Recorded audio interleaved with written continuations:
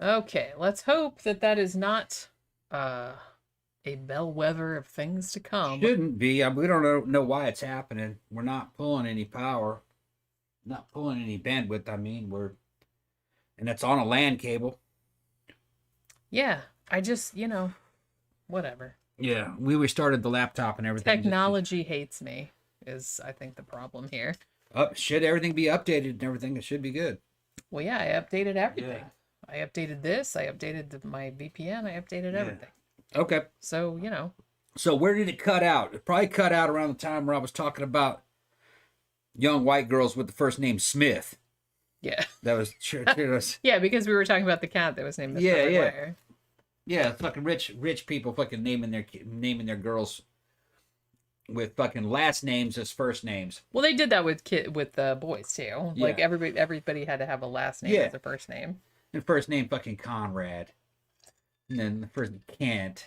I had an uncle named Conrad. Yeah. Yeah, pretty says Conrad.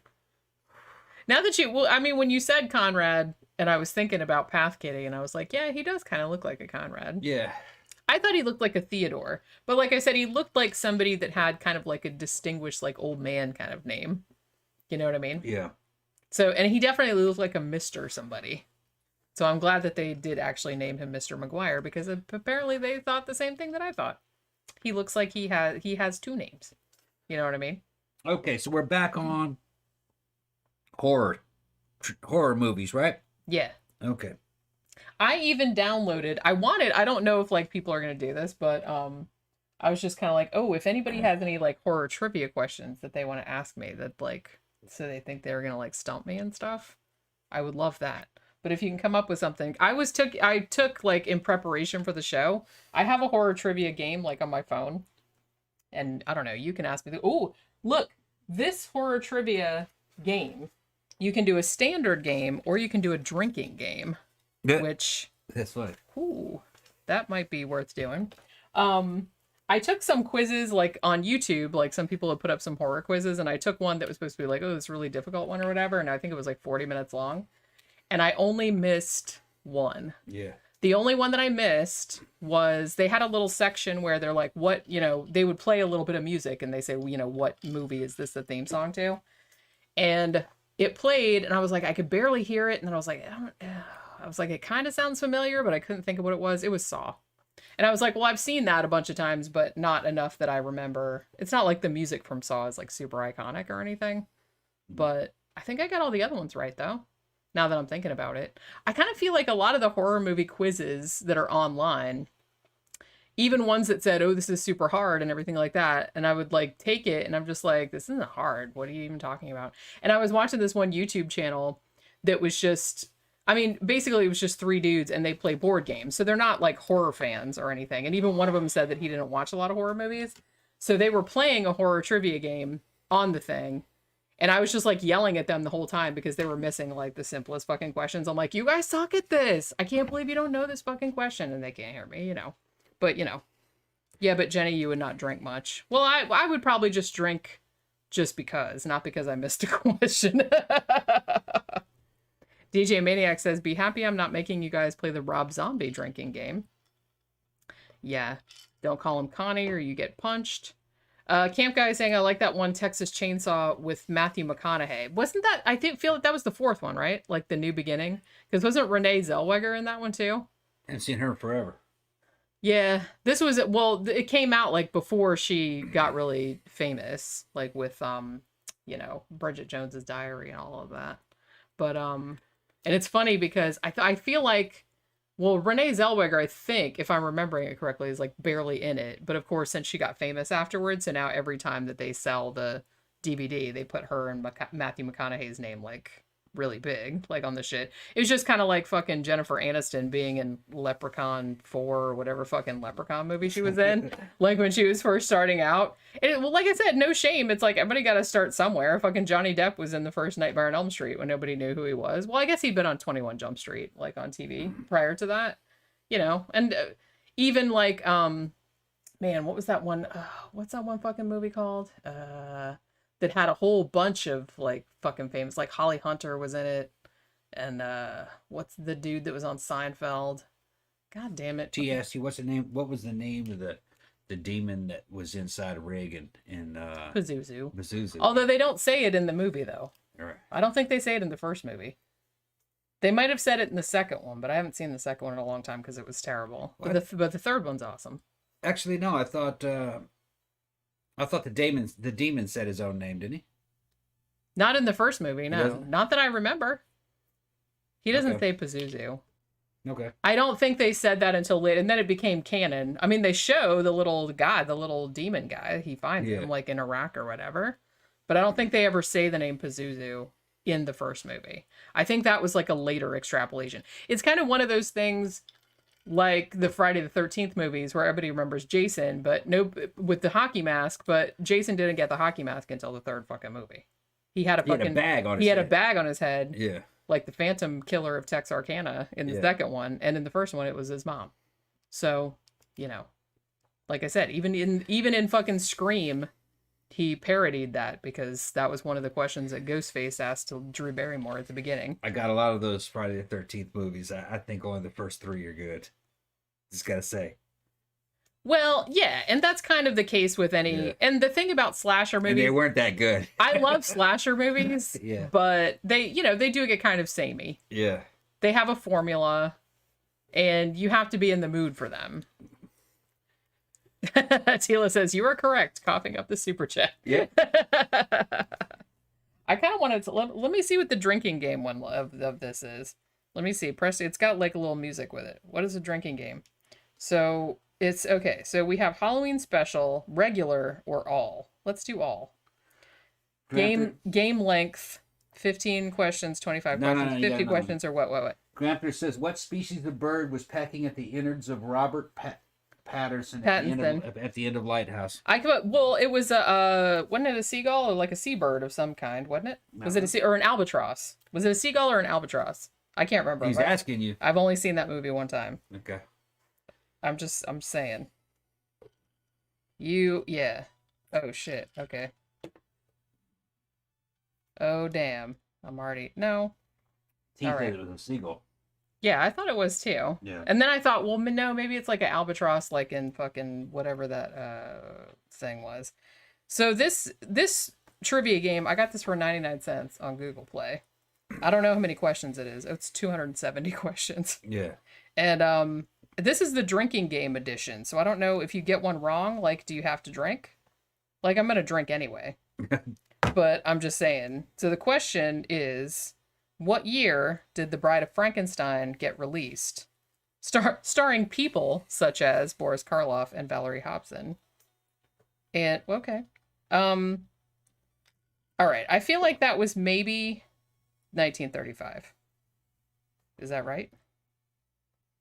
Can I do it? It's not letting me do it. Okay. It's just not working. It's not letting me do it. Good. Is that the wrong answer? I don't know. Okay.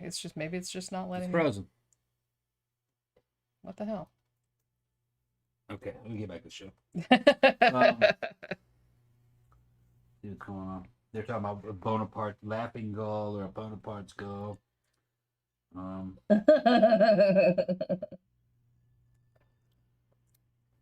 In the original Wicker Man, what famous starlet played the Temptress? Oh. I want to say it was Britt Eklund, but I'm not sure if that's correct. The question they're giving me now... Ooh, and this is bad because I don't think I saw this movie. It doesn't work, though, does it? It might. What did the Braille text on Julia's hand say in Rings? I don't think I saw Rings. That was like the fucking... Okay, I'm going to guess. It's not letting me do it. I'm going to have to start over. Yeah. Besides, they can't see it. They're not playing the game with you. That's true. Okay. But I'm just saying, well, it's good to have questions and then other people can answer them. You know what I mean? Yeah, okay. I'm just saying. Don't spoil my fun. I'm not spoiling your fun. Don't spoil my fun. Mute media. Okay, we can do that. I can't believe my package isn't here yet. Well, I don't know what you want me to do about it. What do you want me to do? What do you want me to do about it? Was I right? Oh my god. Yeah.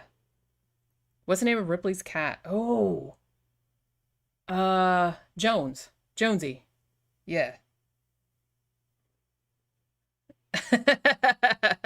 If it's movie trivia, I'll suck ass. Just listen and see how nerdy y'all are. I'm trying to get this game to work, but it's not like fucking working. I don't know. I would have got that wrong anyway. I'm gonna restart the phone. Let's see what happens. Ooh, that next question. I know the answer to that one. The name of Ripley's cat was Jones. Jones, yeah, I answered that already. Oh, Sophie's here. Yeah, Sophie wants to see how nerdy we are. Yeah. I couldn't believe how nerdy I was when I took some of the quizzes online, and I was just kind of like, man. And then I saw like the average, one of the quote unquote hard ones was like the average score was like 73%, and I got every single one of them right. So I was like, well, I guess I am a dork. Who got infected? Ooh, this is a tough one. Who got infected first in John Carpenter's The Thing? Was it the Swede? Yeah. They call him a Swede. There's Norwegian. Well, wait a minute. No. Yeah. Okay, well, technically, the people in the Norwegian camp got infected first. Yeah. And then the dog. So the dog got infected. No, yeah, wait, hold on. Yeah, he didn't get infected. He got shot. Okay, the first person to get infected, you don't know. Well, the dog got infected first. Because the dog was infected. The dog came into the camp, and he was the one that made. He was already infected, right? And then the guy who kept the dogs, I thought it was like the guy, the guy like the oatmeal guy, right? Oatmeal guy. Diabetes, that guy. No, he got infected. No, he got infected much later. That's right. I don't think you know who got infected. Fuchs. No, they found Fuchs dead. He burned himself up. That is a hard one. Well, and plus, you don't know how many. Like people. I said, it kind of keeps it ambiguous because you're not supposed to know. There's a lot of stuff that's ambiguous about the movie. Like who got infected first. They're changing clothes during it, so you don't know how much time has passed. Too, from scene to scene sometimes. Yeah. Yeah, and see, DJ Maniac said I never said person. See, so I said the dog. I said, or technically the Norwegians. Although now we're getting into territory like this is like semantics, you know what I mean? The guy who kept the dogs. He got shot in the head and he never did turn. Yeah, that's right. What's his name? Crutzel shot him. Crutzel shot him right between the eyes when he came at him with a knife. If I remember correctly. Yeah. Remember? And Keith David goes, "Say he was human, which makes you a murderer." Remember that? Yeah. And fucking Crutzel goes, "Fuck all that." Okay, who next? He's trying to go through the test. Yeah, this is not letting me like answer the question. It was working earlier. Maybe it's just not. I don't know. I don't know what it's doing.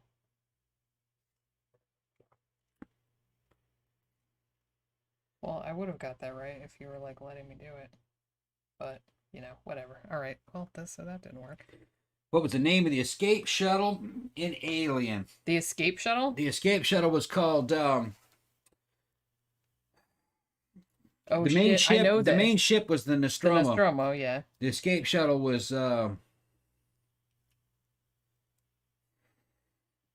Damn it! Shit. We just watched it. I used to know. We just watched it. Oh shit! I'm not as cool as I thought I was. Yeah. Somebody knows. How many times? Okay. Tila, which popular horror film was inspired by real events that took place in Gainesville, Florida in the early 90s? I feel like maybe that was Scream. Which movie is more whack, Blue Velvet or Dead Ringers? Those are both awesome movies, so that is not a valid question. No, it wasn't the Sulaco. The Sulaco was the name of the ship that the Marines came in Alien 2. That's right. That was a Sulaco. How many times does Michael Myers show up in the background of a scene in Halloween? Ooh, that's a hard one. In the back? Well, what counts as in the background? Like when Jamie Lee Curtis looks out the window and then sees him? That's not really in the background, though, is it? Because she's like looking out and he comes out of the bushes. Yeah. Gadgy, thank you very much. Gadgy3 gave us a super chat. Wicked idea for a Wednesday stream. Do it 9 a.m. on a Sunday so I don't get this jaked on a school night. I know. Well, we recorded a show with Adam Sane from Conspiranormal last night. Yeah. And so we've been doing shows all week. So we were drinking and he was drinking. It was a fun show though. Yeah, I think you're right. I think it was called The Narcissus. That sounds might have been because Ripley leaves an audio log of what had happened, and I think she signs off. It might have been The Narcissus, if I remember correctly. That sounds right. Although I don't want to say. Yeah. I got this other game too. It says now. Ooh, this is a hard one. I don't even know if I know this one. Complete the tagline for Maniac Cop. You have the right to remain calm, remains of the day, remain silent forever, remain dead. I'm gonna guess that. Nope, that's wrong. Remain silent forever. I haven't seen Maniac Cop in a long time. Oh, that's easy. Okay, that's an alien one. Which of the following movies doesn't exist? Bride of Chucky, Bride of Frankenstein, Bride of Candyman, Bride of Reanimator. Bride of Candyman. Well, obviously that doesn't exist. That's an easy question. The film Army of Darkness was released in which of the following years? 1992, 1995, 1997, 1987. I don't know. I'm terrible with dates. I am too, kind of. I think it was... Nope, it was 92. Okay, I should have gone with my first instinct. Main character in the Reanimator film series. That's Herbert Dr. Herbert West. Yeah. How many Friday the 13th movies are there by now? Oh, shit. Who gives a fuck? That is not one of the choices. I think there are 10. Wait, okay, are they counting Freddy versus Jason? Probably 13 of them. It's 12. 12, okay. They wanted to make 13, but I don't think. What is the stuff? Ice cream, beer, salad, or coleslaw? It's ice cream. It's technically not ice cream. It's kind of more like yogurt. Yeah. But okay. I thought it was kind of more like frozen Cool Whip. Yeah, it was kind of like Cool Whip. Yeah. That is a crazy fucking movie. Larry Cohen. What's the name of the character which Jamie Lee Curtis played? Laurie Strode, obviously. Some of these are easy. What's the name of the third Pumpkinhead movie? There was more. There was a third Pumpkinhead movie? There was a third one? I didn't know there was two. I didn't know that. Blood Feud, Ashes to Ashes, Blood Wings, or Dust to Dust? Blood Wings. How did you get on your face for going down? Shit, man. Okay. Oh, I got it right. Ashes to Ashes. Ashes to Ashes. What's the name of the first movie about Dr. Hannibal Lecter? Red Dragon, Silence of the Lambs, Hannibal, or Manhunter? That would be Manhunter. Yes, it would. Come on. Okay. My finger's not working. Woo, I don't want to install Candy Crush, though. Stop it. This app was free, so it has. Yeah, man, and Blood Wings. Blood Wings is what you get. What you get when you go down on a girl, she's on her period. Yeah, that's what. Blood Wings. I don't know where they're getting this. So I think that's funny that they made that one of the choices. Yeah. Oh my god. Oh my god. Yeah, said, what was the name of the surgeon in Human Centipede? Oh. What the fuck was that dude? I remember the name of the Crazy actor. German boot dude. The name of the actor was Tom Six, I think. Yeah. But I can't remember the name of the character. I've only seen that like one time, I think. I liked that movie. I did too. I watched the second one, but I only got like maybe a half hour into it. It was kind of slow. I lost interest. Yeah. Although some people say that the second one is really good, but like I said, I have that 5, 10, 20-minute rule. You know what I'm talking about? DJ Maniac says, no, Pumpkinhead 2 is Blood Wings. No joke. No joke? Oh, shit. Okay, so that's pretty hilarious. That's ridiculous. They had to know what that was. Of course they know. I mean, even I knew what that was. Unless they're from Canada. I'm not even a dude. Unless they're from Canada.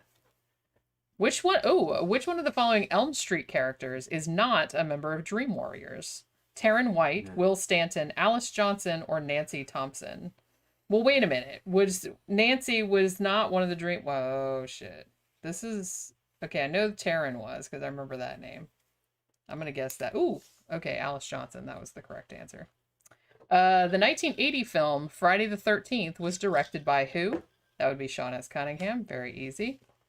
Who directed Land of the Dead? Obviously, George A. Romero. That's also very easy. Barry Cox, Helen Shivers, Ray Bronson. Is that his porn name? Are the Barry Cox? Yeah. I'm gonna bury them cocks deep up. Are the protagonists from which movie? Burying them cops deep in there. Oh my god. Fuck. Is that? Oh shit. Okay, I know what you did last summer. That's what it was. What is Leatherface's signature weapon? Does he even have a signature weapon? Well, a chainsaw, I guess, but he uses other things too. Who is the main antagonist in the Grudge franchise? That is Sadako. No, it's Kayako. Sorry. I messed that up. That's it. That's it. I'm going to put on the Ranger Patrol He's going to put on the Ranger Patrol. Ranger Patrol cap. Yeah, I'm going to roll that shit and everything. Which role did Brad Dourif play in 1988 Child's Play? Chucky, obviously. Got to get that shit cocked back. Like the cat cocked back off to the side like that. All right. How many Oscars did The Exorcist win? I don't know. Well, it was nominated for a bunch. I don't remember if it won any. Maybe one. Maybe two? Anybody know? Yeah. I'm going to guess 2. Oh, that was correct. All right. I knew it won some. It said, leave it at Tom, make a porn reference. Yeah, of course. Oh, look, how... okay, so this is... I'm sexual. He's a sexual tyrannosaur. Sexual. Well, you don't have the sexual tyrannosaur hat on yet. No, not yet. This is exactly what this question says, you guys. How Ash Williams calls his shotgun. That's Boomstick. Okay. How Ash Williams calls his shotgun. I just thought that was very funny. Yeah, instead of what? Yeah, what does he call it? Yeah. How he call it? Yeah. Who was phone? Yeah. Oh my god. So you have to get this one's like short because it was free. Mm-hmm. What level was that? Oh, but there's a bunch of levels that holy crap, I didn't realize. It was 2. Exorcist 1. What was the name of the zombie who shot Rhodes in Day of the Dead? Bub. Yeah. Easy. In Stephen King's It, how did children originally defeat Pennywise? Didn't they laugh at him? Wait a minute. With golden rings, with holy water, with a crucifix, or with silver earrings? I don't remember. What? It was the earrings. Because I knew it wasn't something like... Yeah. Paris Hilton played which character in the 2005 film House of Wax? I don't remember the name of her character. But so I'm going to say Paige Edwards, which was correct because the other names sounded kind of janky. What is the name of the girl? She was great, though. She was good in that. No, she was great in that musical. What was it? Fucking... Repo. The genetic opera. Repo, the genetic opera. Yeah. The name of the girl that was murdered in Last House on the Left? I know that answer, but let's see if anybody else does. Tila, did you see Repo, genetic opera? You need to see that one. Had good music in there.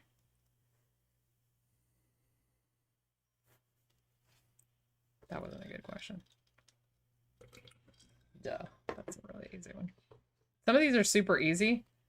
Yeah, everybody will know this one. The film Prince of Darkness was directed by who? Whom? John Carpenter, obviously. Yeah, it was a weird movie. Who is the priest in The Exorcism of Emily Rose? Ooh. It's either, Richard Moore. That was his name. I did not see that movie. Which character did Iain Glen play in the film Resident Evil Extinction? I'm not into the Resident Evil movies. Yeah, you'd like that. It's a musical, but it's a gothic industrial musical. Yeah, it's called Repo. Repo Genetic Opera. The Genetic Opera. Paris Hilton plays one of the roles in there. It's in a dystopian future where you could get modifications to make you look beautiful if you paid for them. Okay, if they'd sell them to you on credit.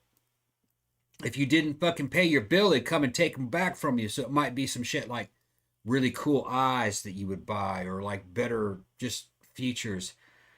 And one of the main characters is a dude who is a grave robber, and he's looking for he's pulling corpses out of the ground and extracting something from their rotten pituitary glands called zydrate. And from zydrate, you can make this drug that will allow you to feel no pain from any of these surgeries and recover very quickly. So everybody wants zydrate. And it's just real poor people or real rich people. And the rich people are getting all these damn genetic modifications and everything. And it's cool. You'll like it. It's very, very cool. Kind of like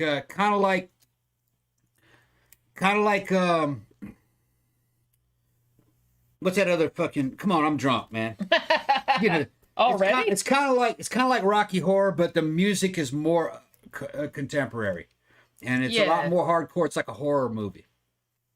It's really good. It's really good. I like it. Yeah. Honestly, I saw it. It's on one of the streaming services. Might be on Hulu or might be on Tubi even. And so I put it in the poll a couple times, but it never won. Yeah. But yeah, if it's funny still in goth industrial clubs to this day, you still hear what the hell is the name of that song? Yeah. Zydrate something. Yeah. And one of the Repo's talking about repossession. One of the characters is a repo man. If you didn't pay your medical bill, he shows up and cuts those modifications out of you while you're alive. Yeah, he's repossessing. Yeah, and it might be you bought a fucking badass set of eyeballs that could do some stuff. You might be that you bought. Well, some of the stuff had special abilities, didn't it? That was inside. Did it? I thought some of it worked because wasn't that one girl blind and she bought some eyeballs that allowed her to see a lot better than normal eyes? Yeah, maybe. Went? I haven't seen that movie in so long. And there was all kinds of pretty cool shit. And that movie is like, it's not that old. It's pretty old though. It's like it's old. Years. It's from, was it from the early 2000s? Yeah. I feel like it was from, It was big in the goth scene. Fucking they used what was it called? Zydrate Anatomy? Zydrate Anatomy. Yeah, that's a song that was in it. One of the big songs they used to play in the clubs back, fucking I guess 10 years ago was one called Zydrate Anatomy, and it was Paris Hilton did the vocals on it. And it was a good club song. It is, and like I said, every now and then still at Memento Mori they'll play it. And it still packs the dance floor. Yep. It's a good. Yeah, and then one of the characters in there looks just like our friend Andy. The one that was getting her eyeballs fucking stolen back. Going to get her eyeballs repoed. The singer. That's right. She looked just like Andy. That's right. She did. Mm-hmm. Yeah, we have a friend that looks just like that. Yeah. Who comes to Mannequin sometimes. Mm-hmm. We've known her for fucking 20 years. Tila said, can you imagine getting your new ass repoed? Yeah. Well, you didn't pay for that shit. You put that. Stop paying your bills. It was like my fucking step granddad on my fucking dad's side. My dad's stepdad. He would bury your ass in his fucking cemetery, and if you didn't on credit, if you didn't pay for it, he'd dig that shit back up, box and all, and fucking put it on your porch. Yeah, that was in Mississippi. I kind of love that though. They're like, hey, you fucking cheapskate. I mentioned it in the show before. You know what I mean? He was an ex-con. All right, and he was a fucking crook. Oh my god, I love it. And he bought a piece of land and turned it into a graveyard for black people, because in Mississippi, black people and white people back in that era were buried separately. But he was a fucking crook, man, and he would sell you the plot and do the burial and everything on credit. You know, fucking he'd give his own credit. You know, what didn't involve the bank. And it was all good unless you stopped paying. So he'd drive down there with his grave diggers. And they were black guys, you know, and they'd come up there and get up to your porch and say, you gonna pay. We want our shit.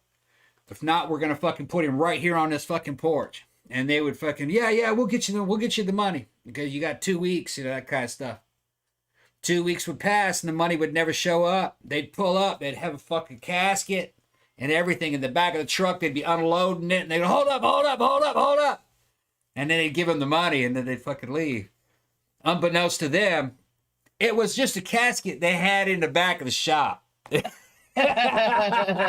wasn't one that had the loved one in it. The loved one. They had because it was all the same casket. They had one of them that looked all fucking rusty and rotten and shit, and they had that on a special occasion to come down there and put more leverage on you.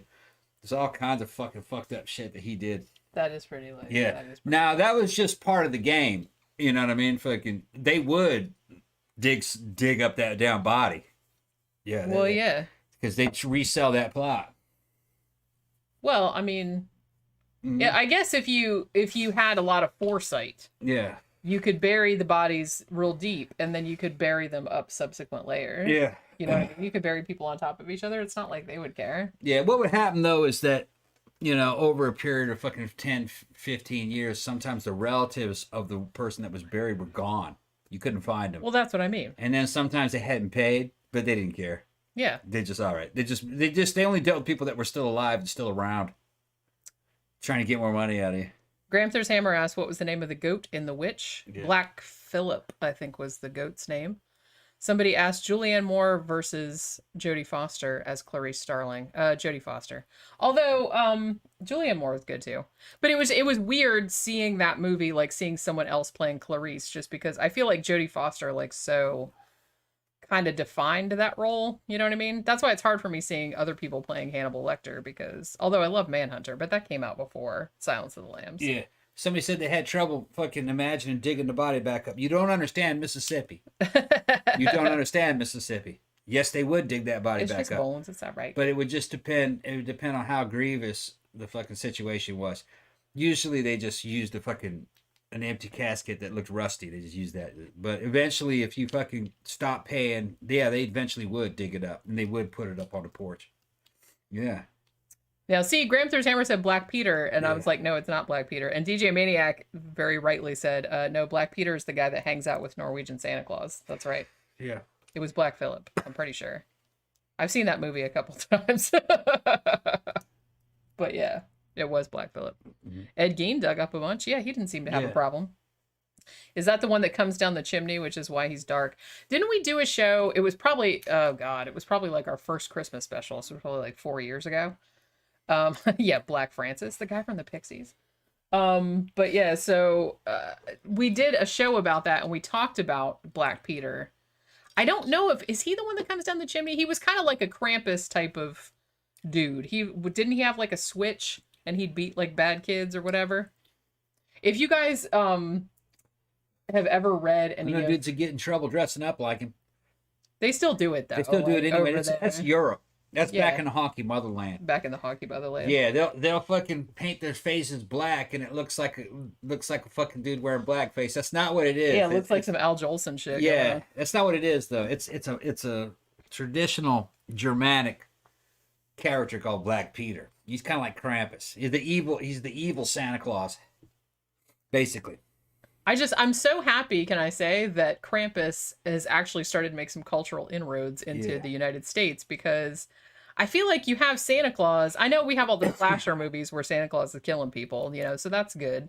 But I feel like you need the evil Santa Claus too, because there's the whole thing about naughty and nice. Santa Claus doesn't really punish people. He just gives you coal if you're bad, right?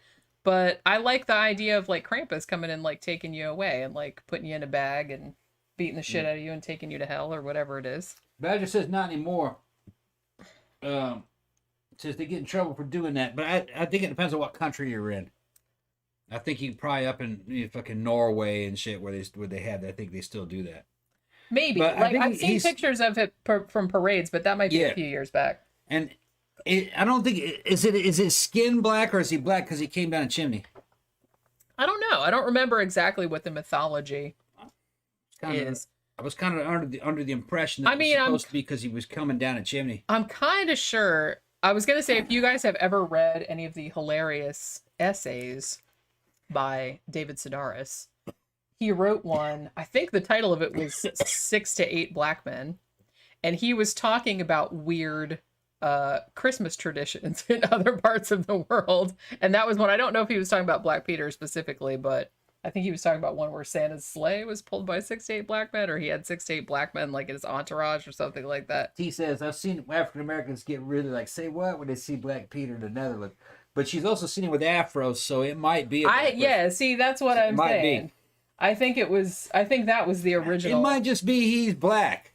Yeah. Okay. And they want to dress up like that. That's all it is. And take the whole. It's not. It's not fucking like Al Jolson and shit. Okay, that was a Hollywood thing. That's not what they're talking about.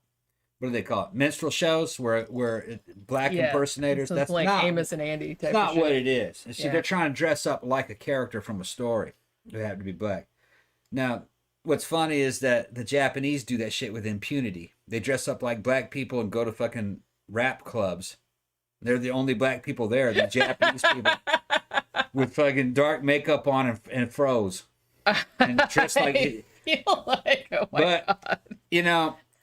They love that music, and they like that culture, what they see from at least music videos, But you can't take that. You can't take that fucking the same way. You know what I mean?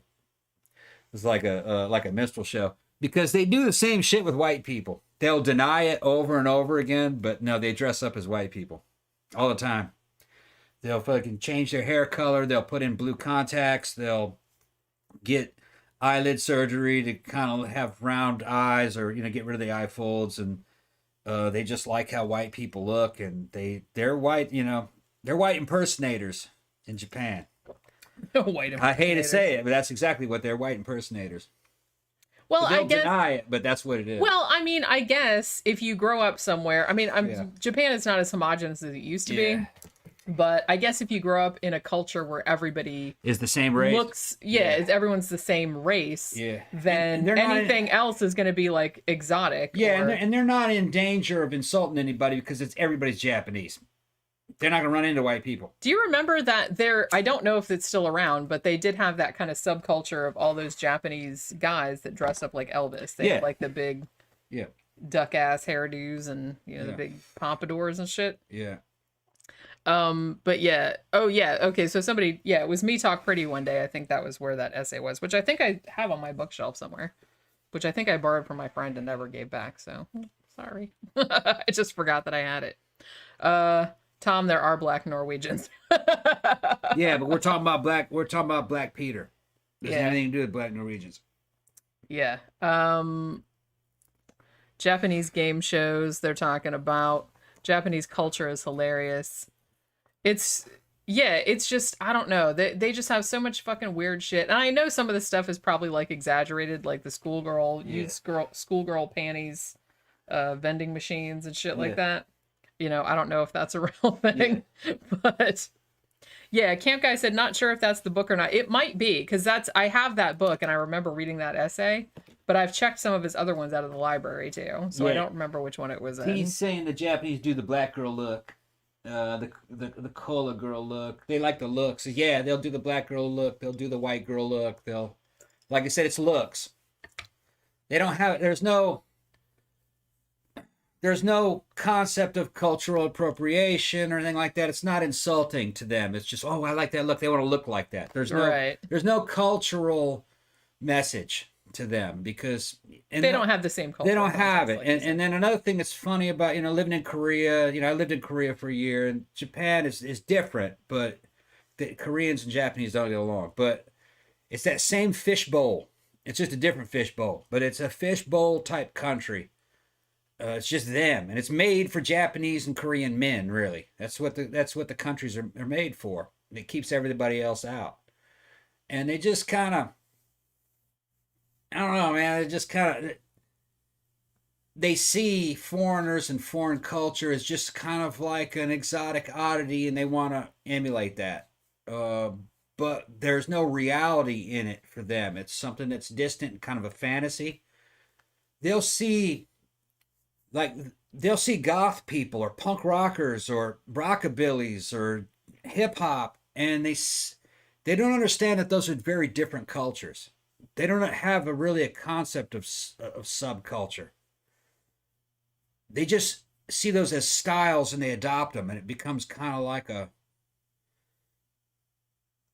it's very superficial, if you know what I'm talking about. It just looks. It doesn't have anything to do with behavior. I mean, for an example, let's talk about the goth Lolita subculture, which actually I really, really like the look of that. I mean, they have like a regular Lolita subculture, which is basically like young women dressing up in kind of Victorian little girl looking stuff.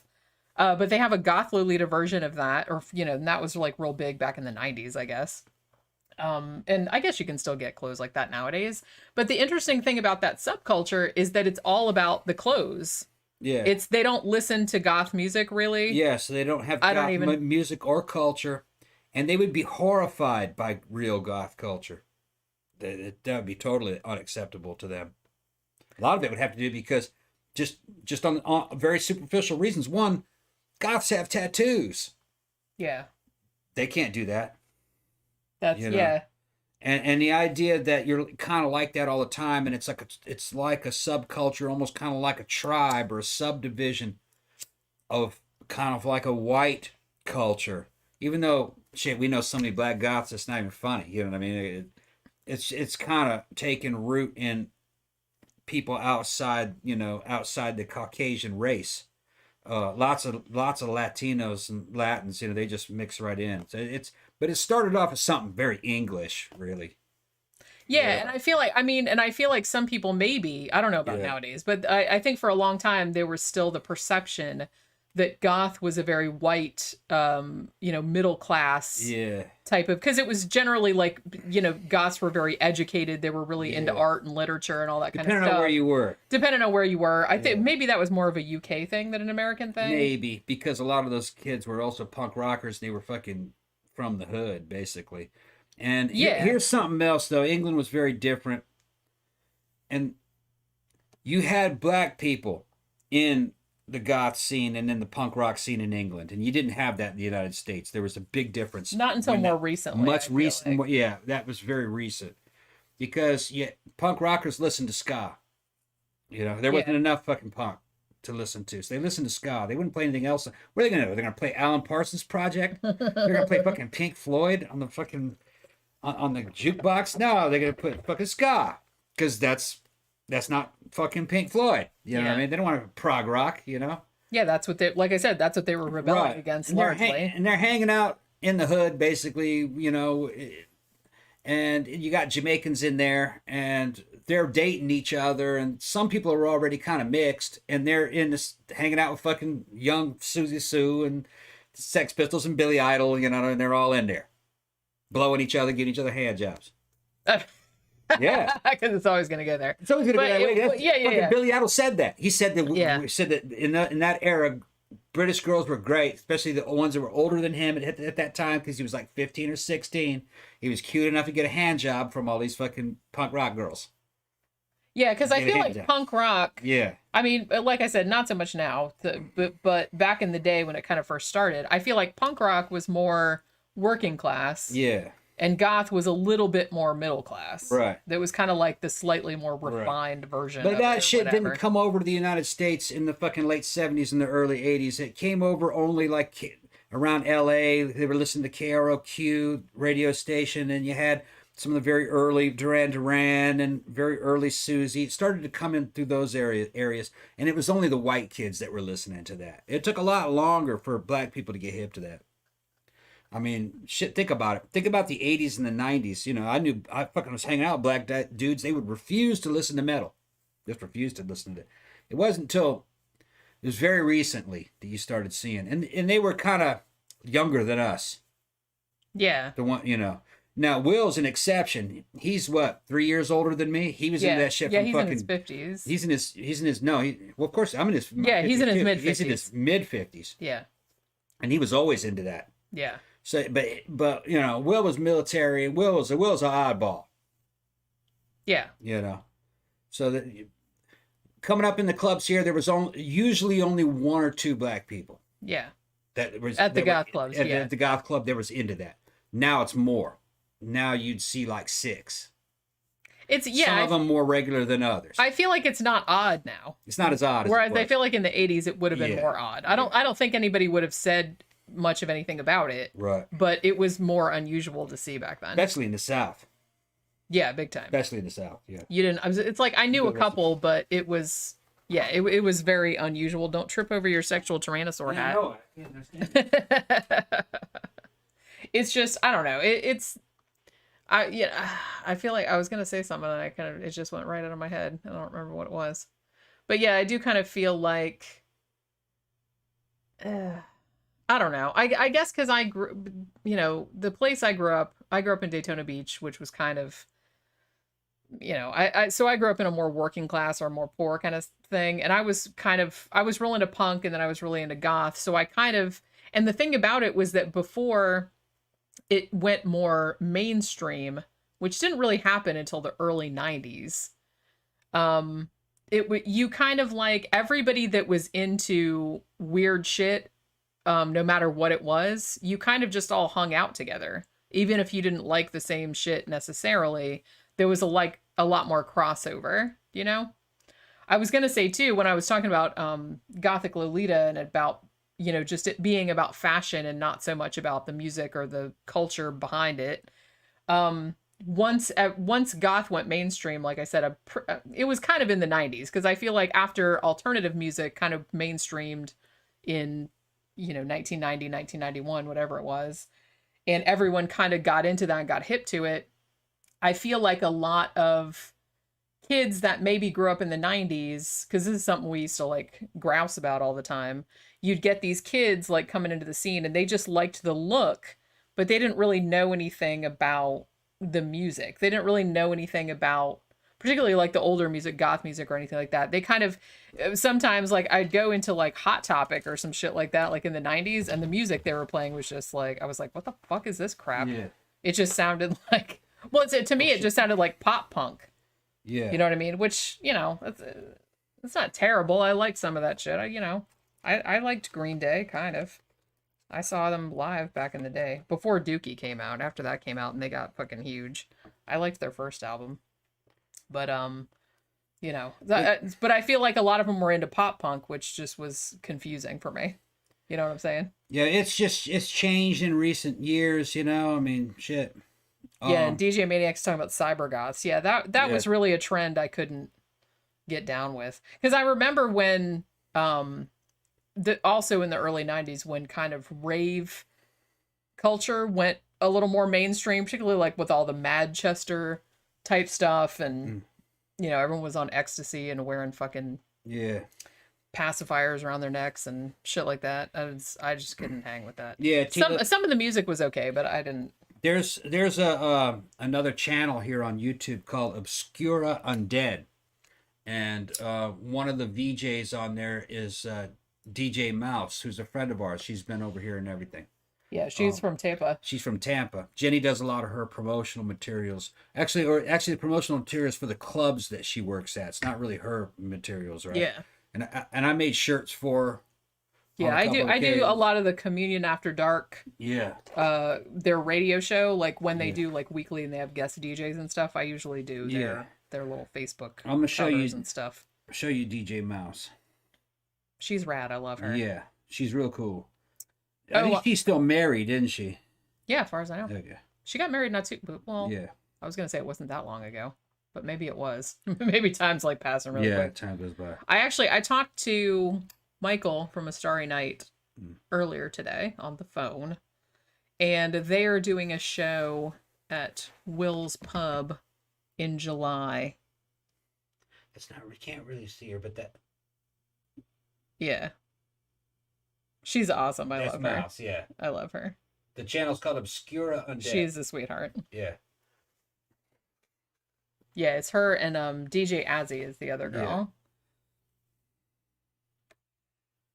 Yeah. But yeah, what else? I was gonna say something else. Oh, he was asking me too. He's like, he said to me today on the phone, he's like, what was that place, that little bar? Because he was asking me about mannequins, because he's never been there, because it hasn't been there that long. And he's like, what's that place that was in Orlando where we met? And I was like, oh my God, that was like so long ago. And for a second, he was like, because he was like, oh, there was a tattoo shop in there. And for a second, I thought Stigma, which isn't there anymore, because that was like, had the tattoo shop, and then there was like kind of a goth bar on the other side. But no, he was talking about the Grotto, is what he was talking about. Remember that place? Yeah, that's been a long time. That's been a long time since I was gone. Because I was like, oh yeah, that had a tattoo studio in the front too, didn't it? I forgot. I totally forgot about that. Oh, it's really sad. I really wish that place had been successful, but you know. Yeah. That's her. Yeah, Sherry Mouse. Yeah. See if I got another cool picture. Look, she's doing the. Yeah, there you go. There you go. Yeah, she's super cute. Yeah. Yeah, Gadgy3 said stone roses. Yeah, I love the stone roses. I love in spiral carpets. Wasn't a big fan, because I remember Happy Mondays were real big back then, and I don't know, I couldn't get down with that. But man, what was that movie that was like half about Joy Division and half about Happy Mondays that had fucking Steve Coogan in it? What the fuck is the name of that movie? God damn it. 24-Hour Party People, which is a great fucking movie if you haven't seen it. I liked the Happy Mondays part of it, but I feel like I had kind of lost interest in a lot of the way that the club scene was going at that point, because I kind of feel like this was something I complained about a lot in the 90s. Was that I feel like goth music started going more toward industrial, you know what I mean? Mm-hmm. You know, and synth pop and stuff like that, which is fine. I liked some of it, but I don't know. I've always been more like a death rock, post-punk kind of person. I like some industrial. I like some synth pop. You know, I like VNV Nation. They're fine. I like Mesh. You know, what do you call them? Apoctymia Berserk. Oh yeah, Apoctygemia. Yeah, whatever the fuck their name is. They're pretty good. But it's not like my favorite. It's nothing I would buy. You know what I'm saying? Covenant are good. It's just, I don't know. A lot of that music is good. It kind of sounds kind of generic to me, I guess. But, you know, I really like And One. I really like Dasech. You know, they're pretty rad. But, I don't know, just in general, if I'm going to like anything that's new, it's going to be more post-punky sounding or death rocky sounding. Buzzbox, Love is the Slug. Oh my god, I remember that fucking record. Did I like Oasis? They had a couple good songs. I liked some other shit. Like I like Pulp. They're pretty good. Oasis, I wasn't a huge fan. DJ Maniac said, I heard late era Sisters of Mercy described as big dumb rock music. Yeah. They did kind of go like that. Yeah, probably. I think after Vision Thing, that was a wrap. Yeah. I liked Vision Thing, but you know, honestly, there was a couple songs on there that I would always skip. You know what I mean? I liked Detonation Boulevard. I liked When You Don't See Me. It didn't age as well as First and Last and Always, though. It just he was going more like LA metal. It was LA metal with a German backup band. And he had like Andreas Brun was in there. And after that, I was just kind of like, man, because, you know, Eldritch has always been, he's always kind of been a douche, right? Kind of. Yeah, he was a fucking douche. I'm being diplomatic. He's kind of a douche. He was he's when he kind was of young. one of those. Maybe he's not like that anymore, but I don't know. I kind of doubt that. Well, he's just one of those like superior, well, actually motherfuckers, and he just thought he was smarter than everybody else, and I'm so much cooler than everybody else. He just always gave off that vibe, which always annoys me.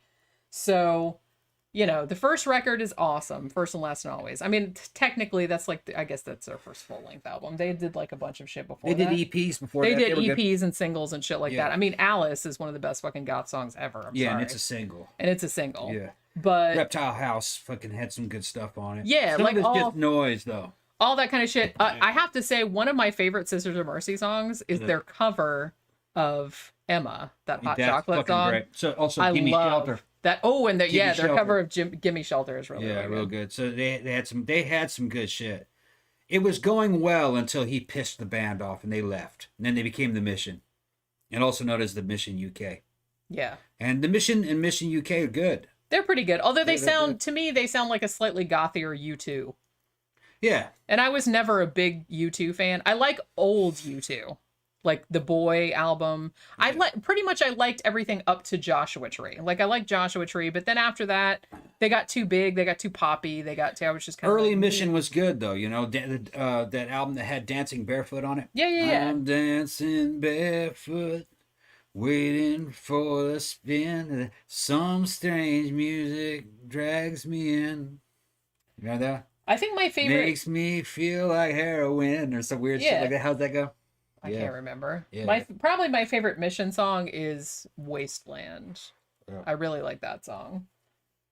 And that was on like a lot of goth compilations and stuff back in the day. But as a whole, I don't think I ever bought a whole entire Mission UK album. I had God's Own Medicine. I had like 3 of them. Yeah. God's Own Medicine, and then I liked them, but not enough to buy a whole album worth. Yeah. Like I just kind of collected my favorite. You know, I listen to God's Own Medicine. You know, if you guys know what God's Own Medicine is morphine. Okay, they talked about that kind of shit a lot. I think they were on that shit. But God's Own Medicine was kind of like a real dark goth rock U2 album. Yeah. It aged well though. It sounds like Bono singing, but it sounds he like does sound like Bono. but it sounds kind of like Sisters of Mercy, early Sisters of Mercy, because it's that same band. Yeah. It was good. Yeah. It's good. It aged well. And if you like, well, I was gonna say if you like U2, but also the dude. Wait, he was related to somebody. He was a cousin of somebody that was in U2 that formed the Virgin Prunes. Yeah. Yeah, Virgin Prunes was better. Now, see, I love the Virgin Prunes. Virgin Prunes was really good. They had a lot of good shit, and then there was also what was that fucking the Tear Garden? I really liked the Tear Garden. Yeah, I like them as well. I have one of their CDs around here somewhere. And then that's how old I am. I still got CDs. I used to have cassettes, but then I threw them all out. Yeah. You know. No Need For Me says I'm a music fanatic of sorta. Yeah, me too. I don't collect it as much as I used to, but I still have all my old CDs, you know. Gramthars Hammer said U2 played in a bar in East Lansing named Dooley's in 1982. Yeah. I still, you know what, if they play like New Year's Day or some shit like at the club, I'm down with that. Early U2 was great. Because I still... The Boy album and War Out. The War was good. And I actually liked some of the stuff off Joshua Tree, like Bullet in the Blue Sky. Yeah, see, I like that. That's a good album. I like that. It's a real good album. Especially the B-side stuff. The rest of it just got played to death. Like, you know, With or Without You, played to death. That's a great song, but yeah, they did play it to death. And I think that was kind of the problem. A lot of the issue I have... Like, okay, for example, here's something that I was just thinking of today because I was listening to Pandora, like, while I was walking. And I have a post-punk station. I have an 80s alternative station. I have, like, all this other kind of shit. And they played Love and Rockets, and I love Love and Rockets. But I swear to God, if I never hear So Alive again, it'll be too fucking soon. Yeah. Just because I feel like that was the only song, because that song got fucking huge. And that was, like, their fucking... fourth album or something. That was their fourth album that was on. They're like the three before that were like. There's a lot of good music that just got played to death. I mean, I can't listen to anything off the Number of the Beast album from Iron Maiden. There's nothing. The only one I can listen to would be like Hallowed Be Thy Name or maybe Gangland. But even Gangland's not even that good. It's just everything on that whole album was an album of filler almost from my point of view. Yeah. Just because everything was real catchy and overplayed. It's sad because I mean I love 80s shit still, but it does really seem like, and I kind of run into this a little bit with my Pandora one, like on my 80s alternative station, it actually has a thing where you can put deep cuts on there, which is actually like much better because that's like playing some old like fucking Echo and the Bunnymen album tracks that I haven't heard for like a million years, and that's awesome. But I don't know, I feel like bands, okay, so let's talk about like The Cure, right? Yeah. I loved The Cure since the very early 1980s. Like I really like their old like post-punk punk rock type shit, like their really early shit. And then when Disintegration came out in 1990 and everybody and their mom was into Fascination Street, which I think is probably their worst song. I mean, I'm not going to say that's definitively their worst song. It's just, it was fucking everywhere. It's just kind of like Susie and the Banshees and Kiss Them For Me. Yeah, was everywhere. Was everywhere. It's a great album, though. It is, but that song got played so much, and I think a lot of people, that's the only Susie and the Banshees song they know. Some of that stuff she did with the Creatures was great, though. The Creatures were so fucking good. Yeah. I mean, I don't know. So I do kind of feel like, because we would go to iBar pretty much every weekend, like every Saturday, and they did drink. Yeah, and they did, they do 80s on Saturday night. They still do. And it depends on who's DJing, but I do kind of feel like I know that they have to kind of go with, whoever's dancing, and if it's like filling up the dance floor and everybody wants to dance to shit they know, I get that. But I do kind of wish sometimes that they would play songs that weren't as well known, you know what I mean? Because I do kind of feel like, do we really need to hear that same Erasure song, like A Little Respect? Do we really need to hear that again? Do we really need to hear, and as much as I love like the Smiths, for example, it's like they really don't need to play Panic every week. It's like, play a different one. They had a million good songs. And the same thing with like Echo and the Bunnymen. I love The Cutter, but play a different one. I'm just saying. I don't know. So it just gets to a point where, but then again, though, there's some songs from that era that honestly that I can just hear over and over again and I don't get tired of. Like Blue Monday. I could listen to that song every day and just be totally, for whatever reason, I just never get sick of that song. And same with like Psychedelic Furs, Love My Way. They played the shit out of that. And shit, I first heard that on MTV like back in fucking 1982 when it came out, and I bought the album. And thank you. Because man, I love the Psychedelic Furs. But that's another song I kind of never get sick of it. Same with Modern English, I Melt With You. Although I will say that the album that was on, which is called After the Snow, I bought that on vinyl in 1982 when it came out. And I think because I had heard I Melt With You in the movie Valley Girl, and I really dug that. But that whole album, I mean, I Melt With You is still a good song, but that whole album is really, really good. And I feel like it doesn't get a lot of love. You know what I mean? It's almost like a kind of a gothy sounding album, I think. And that's the best known song on it. And that's pretty much the only Modern English song that people know, like nowadays. But that whole album is like fantastic. I had a couple of their albums after that, and they weren't as good as that one. But I still remember the song Ink and Paper, which I think came out a few years after. And that was good. But I don't remember a lot of their output after that. But I don't know. I just, like I said, I know that people want to hear shit that's familiar when they're at the club. And iBar kind of caters to everybody. Like, just everybody kind of ends up there. So they kind of have to play more familiar songs because, you know, not everybody there is like some big 80s music connoisseur. So I get that. But sometimes I do kind of wish they would switch it up a little bit. It's why I always get super excited if he like throws on some wild card like the Cramps or something like that. I always get super excited. He always, although if he plays the Cramps, he always plays What's Inside a Girl every single time. Which is fine because I love that song. But I was like, they also had a bunch of other good ones that they never really play. But every now and then he'll throw on something like crazy. It's almost time to fucking change that goddamn hat. Oh, it's sexual tyrannosaur time. Man, the tyrannosaur cap. No Need For Me says Depeche Mode was always the go-to stuff when I got to make out with goth chicks. Yeah. Depeche Mode was another band that I loved them in the 80s. Some Great Reward is a fucking fantastic album. Black Celebration, easily my favorite Depeche Mode album. After Violator, which came out in 1990, and I saw them live at the fucking Orlando Arena, which isn't even called that anymore. I saw them live with Nitzareb opening. But after Violator came out, I was kind of like, yeah, I don't really feel the need to buy any more Depeche Mode albums. I still hear like some of the newer shit and I like it. But I had one of their albums that was later. I think it was called Ultra. And I can't remember what year that came out. But that one was pretty good. But it wasn't like super memorable like their old shit was. And I don't know if it was just because the songs were better on the old ones or just because I got older. You know what I'm saying? It's kind of hard to say. And I liked some of Dave Gahan's solo shit as well. Oh, and also Martin Gore did solo stuff too. He did a couple albums of covers, which were actually really good. I think they were called Counterfeit. They were EPs, maybe. I think they only had 7 or 8 songs on them. I had the first one, and I think he did a second one. Although I will say, Martin Gore did a cover of Nick Cave's Lover Man, and I didn't love it. Because the Nick Cave version, like much of Nick Cave's songs, was like real dirty. You know what I mean? Like just the sound of it.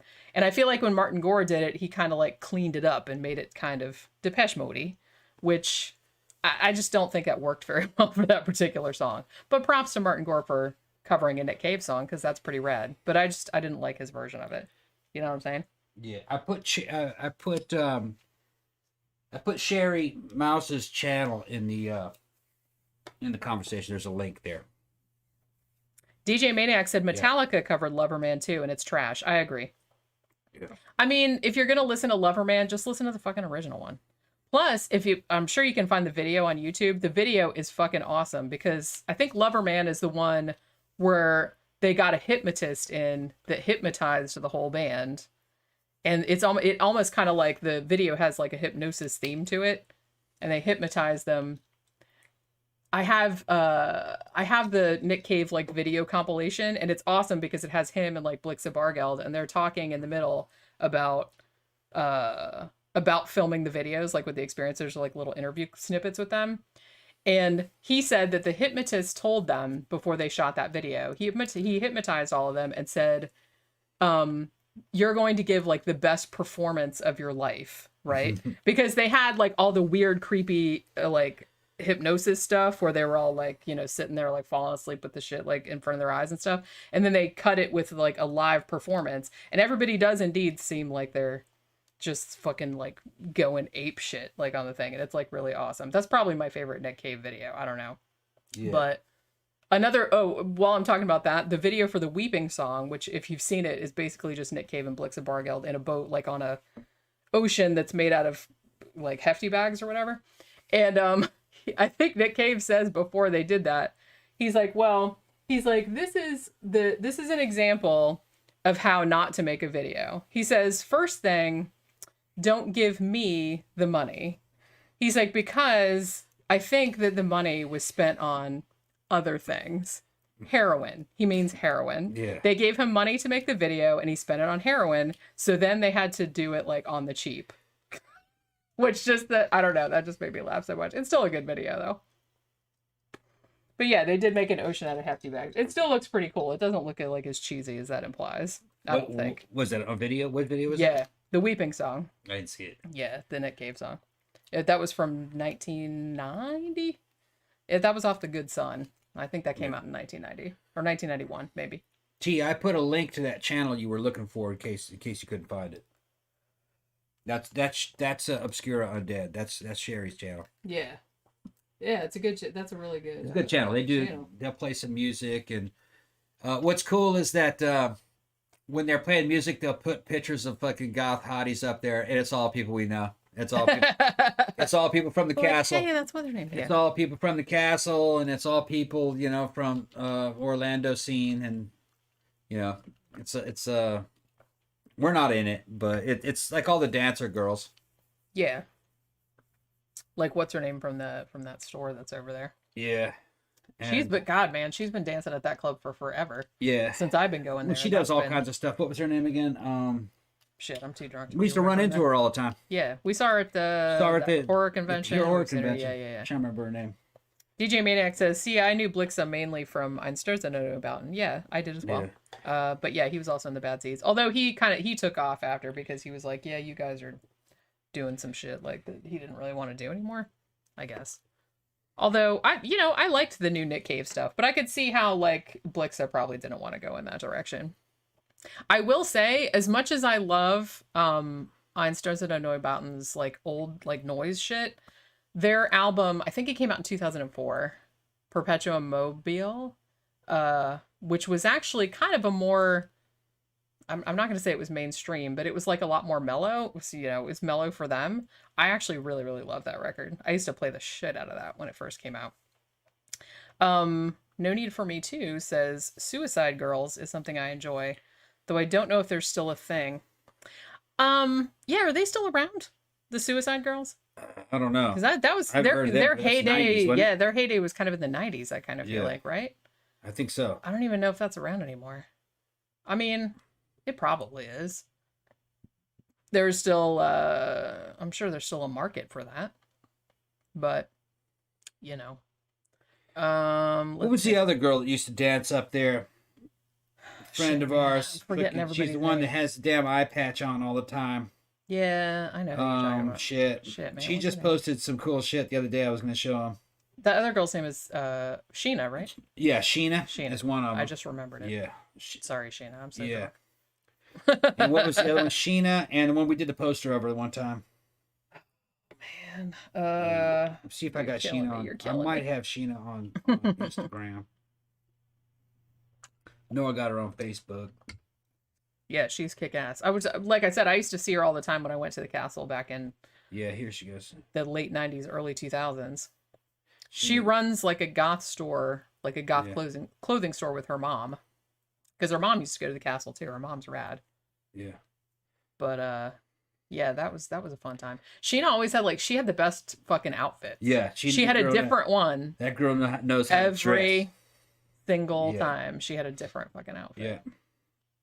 I don't even know where she got all those fucking. Well, I guess because they run a store, that's why. So she could just borrow shit from the store.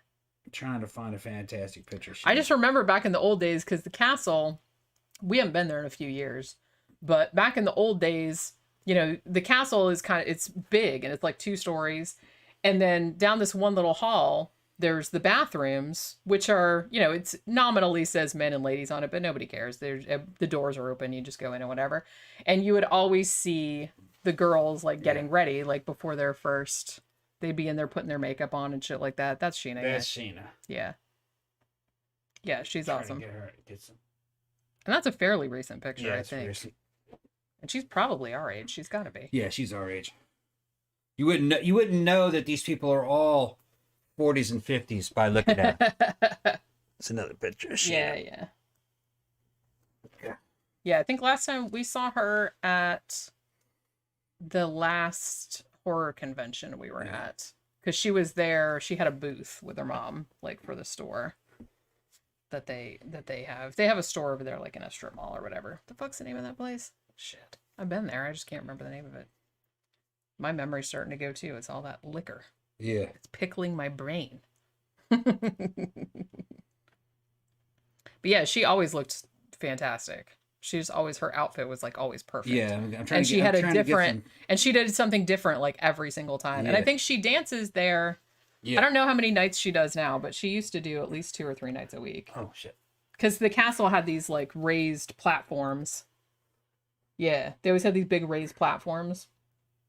And they'd usually have 3. That's a castle. Yeah. She's dancing up on a box at the castle. They have those boxes. They'd always usually have either 3 girls or 2 girls and a guy or something like that. So there'd always be somebody up there dancing for several songs. And then they'd come down and take a break. They're the kids. Yeah, she goes all out. Yeah, they're expensive outfits. She makes a lot of that. She's got some kind of retail store too. Or used to. Like I said, her and her mom, yeah. I'm assuming it's still open. Yeah. We went there. Remember we went to the vampire ball? Remember this outfit? What was it? The wings? Yeah, I remember that. Yeah, I remember that. Yeah. Yeah, she's rad. She's super nice. Yeah, we went to that store. The last time we went to the vampire ball with Jen and Dimitri, and we went to the store because we were staying in a hotel over there, and we went to the store the afternoon before to see if they had anything that we could wear. I mean, we had shit to wear, but we were just looking for extra shit or better shit to wear. But I'm trying to remember the other one that used to dance with her. She was from here. Remember, we used to see her all the time. Little bitty thing. Man, what was her name? We did the poster with her. Olivia, that's right. Oh man, Olivia. I just saw it was just yesterday. Let me see if I can find because I think she's on my Instagram as well. She posted something yesterday. It was fucking fantastic. Yeah, she's it was with the eye patch and shit. Yeah. I'm gonna try to. That's what I was just thinking of. I was like, oh, I just saw that picture. So I'm like, oh my god, it's Olivia. I haven't seen her in forever. Yeah. I don't think she doesn't live here anymore, does she? Didn't she move? No. Did she move away? She moved away. I haven't seen her out in a million years. All right, hold on. I found it. Yeah, where's it at? I'm going to try to full screen it. Yeah, that's it. Oh, it's a video. It's moving. Yeah, it's video.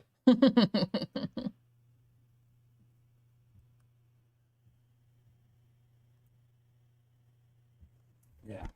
Ooh, shit. Sorry. Look at you fucking everything up. Yeah, fucking everything up. You and your sexual tyrannosaur. Tyrannosaur shit. Tiny arms. Yeah. Tiny little fucking arms.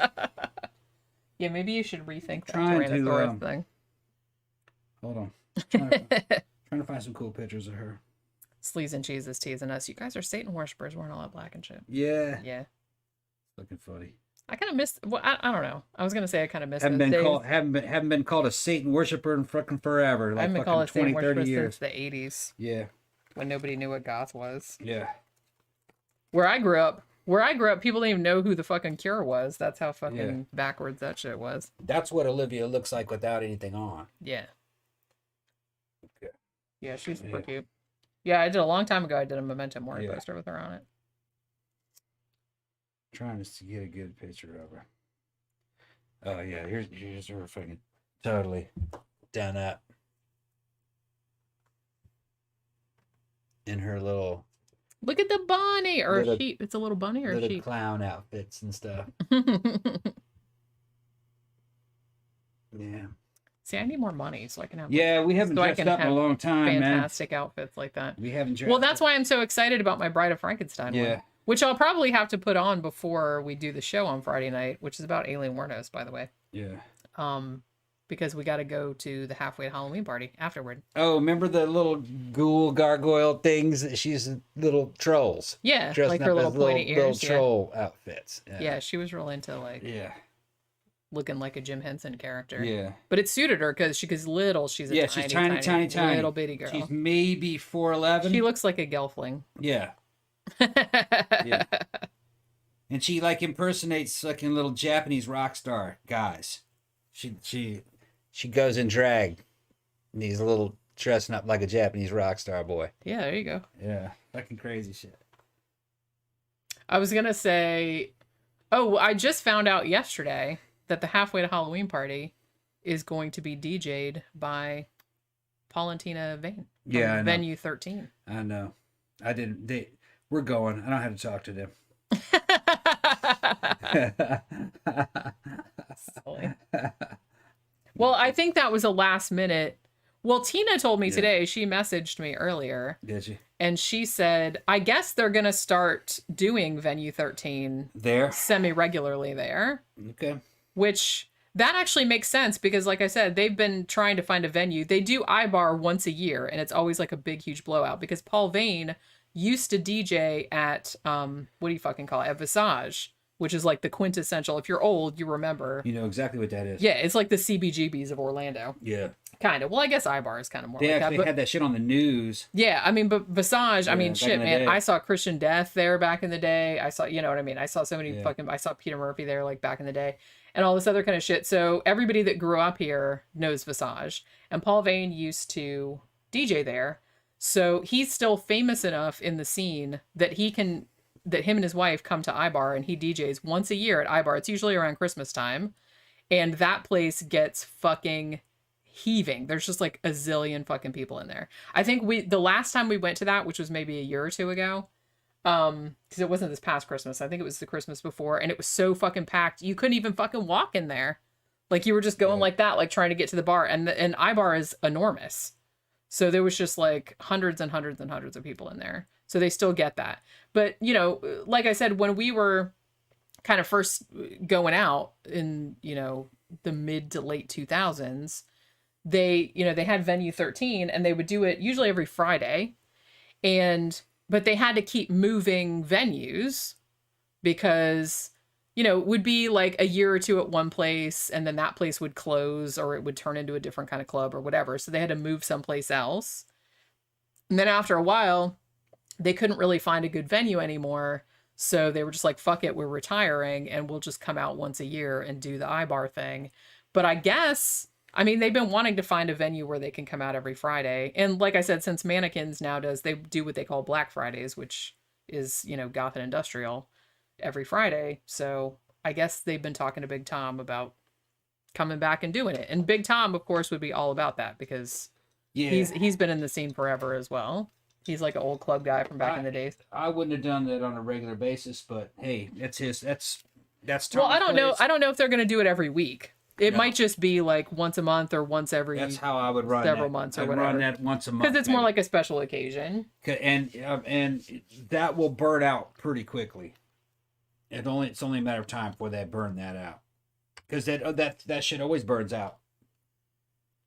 That's the past. You got to leave the past in the past. You have it back on special occasions, but you can't run it too long because that particular scene, that particular clientele is our age. They're older people, a lot of them. They won't come out that much. Well, yeah. We're the last of the fucking old people. Us and the motherfuckers running the shit. Well, and there's a handful of other people that are still that. But they're running. A handful of other people do shit for a living in this stuff. You know what I mean? Once you're in your 40s and 50s, if you don't really work in that industry, you're not going to be regular. Well, yeah, because, you know, I'm old, I got jobs, I got kids, I got, right. you know, and it's like, I can't go out all the time anymore. Right. And it's like, you know, it happens to everybody. We're kind Except of in a, us. yeah, well, we're kind of in a position where, I mean, we work at home. Yeah. So we can go out and get fucked up, and it's like, it's okay. You know what I mean? And we're in the new creative industry, and we make shit, we're making stuff and producing stuff that they need, shirts and graphics, and we have YouTube shows and shit. We're doing what old industries used to do that are gone now. Yeah. Because it's all been disseminated down at the local level because the technology's there now. We're the future. It's just going to get even more and more like this. They're going to get younger and younger. One of the things about the club industry and the club scene is that you can't really get a lot of power in it until you're older. Because you have to be at the same level of the people that actually own the clubs. They have to be friends of yours. That's part of it. They just don't let anybody in it. It's an old boy network. If you're young and successful in the club industry, it's because you're young and pretty. You're one of those young, pretty girls, and you can fucking call them in. And you're going to be on a box dancing. And which is actually power in the goth scene. That's social power. Well, because everybody knows you. Everybody knows you. You're almost kind of like a salesperson. Well, a lot of the goth scene, and probably this is true of any industry, but it's very socially based. Real based in people want to work with people that they know them. Right. And it's like a bunch of local celebrities, and then we're going to have this night and this club, and this is who's going to do the posters, and this is who's going to be spinning, and these are the girls that are going to be there fucking dancing, and this is, you know, and this one's coming, and this band's going to come, and they're going to show, and this is what the old LA scene was like. Yeah, it's like all a long time ago. It's just somewhere else now. Well, I mean, that's how I ended up doing. And record companies aren't involved. That's how I ended up doing posters and album covers and stuff like that for all of these local, you know, bands and like Florida bands and stuff, because everybody knew us. Yeah, it's gangster shit. But you got to come up in this scene. You have to have a street cred. You have to be able to be trustworthy, because Jenny will tell you right now. I'm cutting right to the quick. The main reason why people don't make it in the scene is because they run their fucking mouth on social media. That's the problem. If you can't keep your fucking mouth shut, you ain't gonna make it. Well, and look at all those DJs that didn't make it because fucking running their mouth on Facebook, causing drama, and the entire fucking crowd turns against them because you're a fucking asshole. Why were you saying that shit in public? What skirt were you trying to talk your way up? Well, I feel like that was mostly the problem. That's the problem. Some of the people that were they're just constantly trying to talk their way up somebody's skirt by trying, and then it causes a lot of DJs that make it are either fucking girls, attractive girls who are cool, or they're couples. The guy is a part of a couple.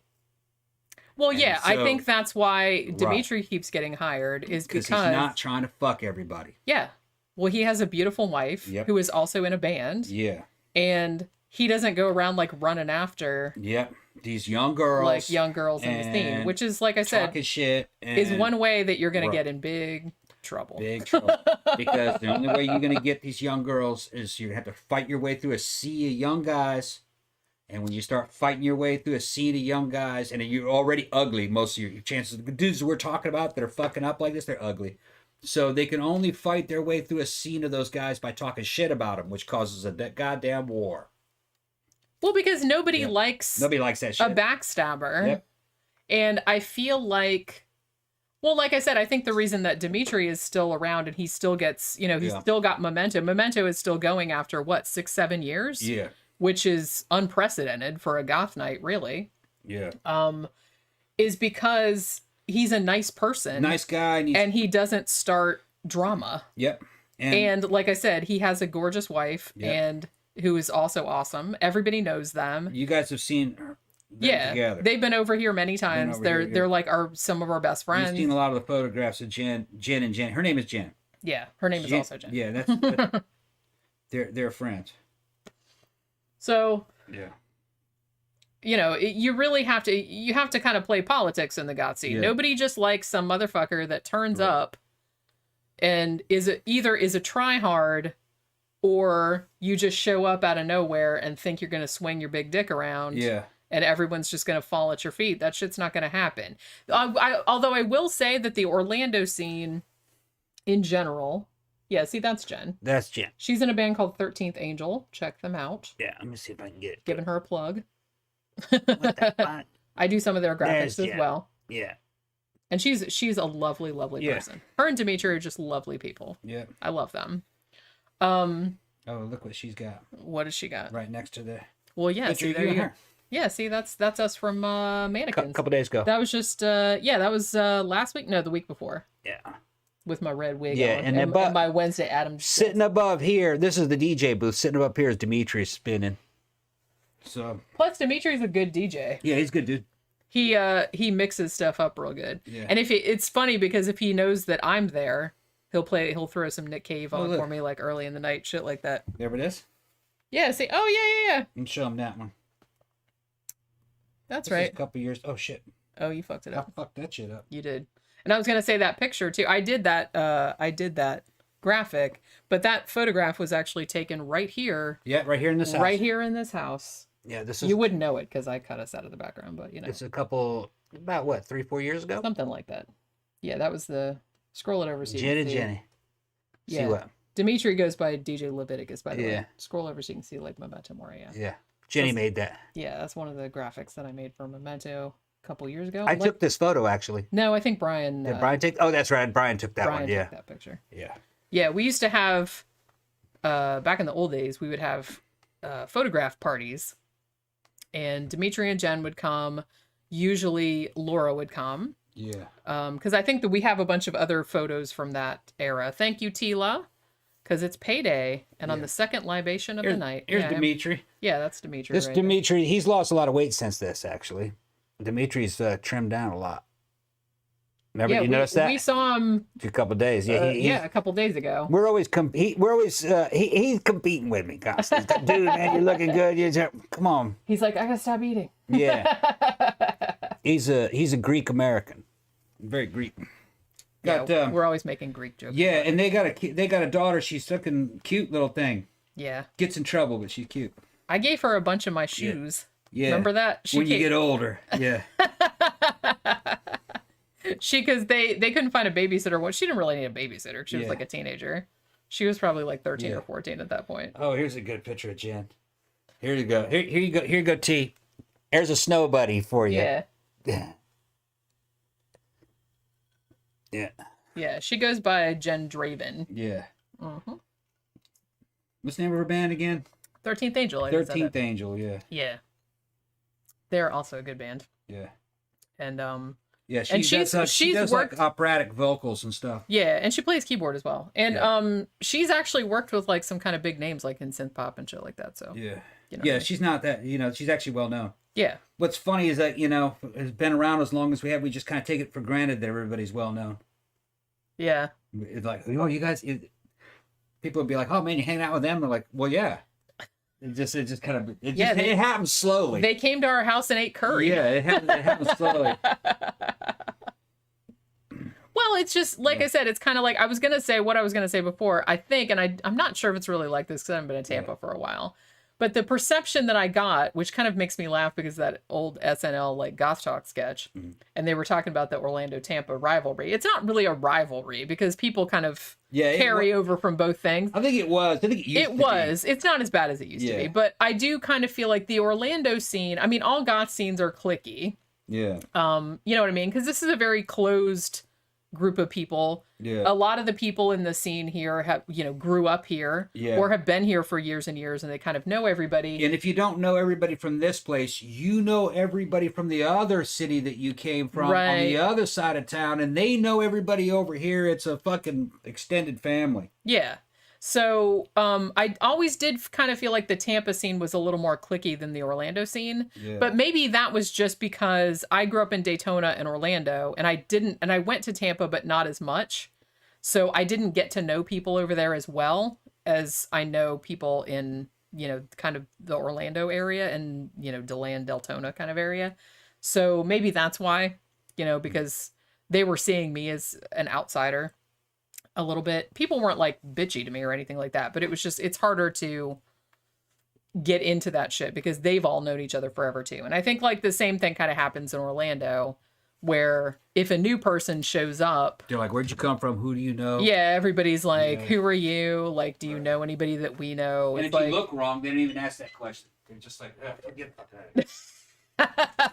Nobody will be mean to you. Everyone will just kind of like give you the cold shoulder a little bit. And if you try, like I said, we've had people too that, if we go to iBar or somewhere and, everybody kind of knows us, we know everybody that works there, we know the owner, everything. And sometimes people will come from like another place and then they'll kind of try to get in good with somebody. And then they're like really, really try hard. Like they'll just come over and like try to talk to you even when you clearly don't want to talk to them or you're talking to somebody else or whatever. And they'll try to sort of be obnoxious and, like I said, kind of throw their dick around. Then, that's never going to work out. But, like I said, it's just like anything else. You kind of have to. Can't believe that package isn't here yet. Well, did it say that it was coming today? Yes, it said out for delivery. UPS, it can be here late. Well, yeah, UPS, I think they don't come till like, it could be like it's still light out there. 8 or 9 o'clock. Yeah, it's still light out there. So I like these. Yeah, see, they're pretty good. Yeah. Mango says Tom is on the money with that. I don't know. I don't know what it was though, because I didn't see it. And now I'm like scared to touch anything because I'm afraid it's gonna fucking go tits up on me again. How long have you been streaming this time? Let's find out. Just an hour and a half. Okay. It's short still. All right. Yeah, Sleaze and Cheese is talking about back then Goths would catch hell. Yeah, it's not anymore though. It's really not like that anymore. Yeah. We could be out there gothed out like a motherfucker, and basically the warlocks will ride by on their fucking motorcycles. Because one club, where Tom's bar, let me tell you something. Tom right now is probably the first black goth club owner that I've known. All right, and that is in warlock territory, and they're an outlaw motorcycle gang. Yeah. That part of the town closes down after like about 11. At 11, yeah. Because they don't want warlocks in those places at night. Tom invites them right at fucking. They love Tom. Yeah. And Big Tom is awesome. Yeah, and he's a nice man. They like his place. They like him. And the warlocks kind of had a reputation for being racist. They're white trash. I want to say that in a fucking bad way. I'll tell them that. We all ride motorcycles anyway. You know what I mean? Fucking. Well, shit, I'm white trash. Yeah, it's the ex-white trash. But anyway, the I grew up in a trailer park, for fuck's sake. That's on you. But it's not. That's on you. I mean, it's not my fault. Yeah, but no, they fucking love Tom. They love Tom. Well, I think the thing about Big Tom, I mean, he had been talking, because we met him and Gina at iBar. Yeah.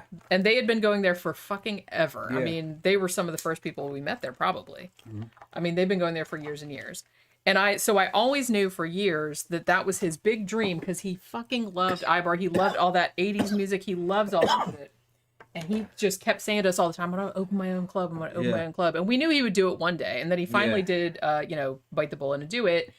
And one of the things, it seems to me, that was really important to him was he really liked the inclusiveness of the goth scene. Yeah. I know I just said that it's like really cliquey and stuff, which it is, but race is not a factor. But in another way, it's also like really inclusive. Like I said, and particularly iBar, because iBar, they're kind of like, yes, they do 80s night, they do a goth night, but they do other shit too. They, they have other, they do like mac and cheese, which actually is one of their most popular nights. So they have like a lot of just a regular kind of crowd.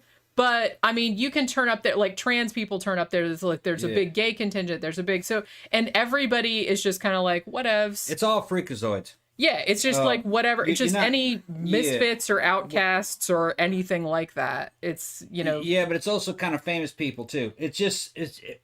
You're not being judged by shit that you can't change about yourself. All right. Yeah, everything kind of goes. Right. They're just it's all about respect. Which is the best thing about style. It. If they like your style and you respect them, they respect you. It's like that. And like you said, if you go in there and try to treat it like a meat market, I'm gonna fuck all these slutty women. Oh, you're gonna be out of there. Yeah, you're gonna. First of all, they're not sluts. You're gonna get in big trouble. The more skin you see, the harder it is to get that girl. Yeah, the harder it is going to get that girl. Do you remember the one night it was set on expert. Yeah, difficulty level is set on expert. That's a good way of putting it.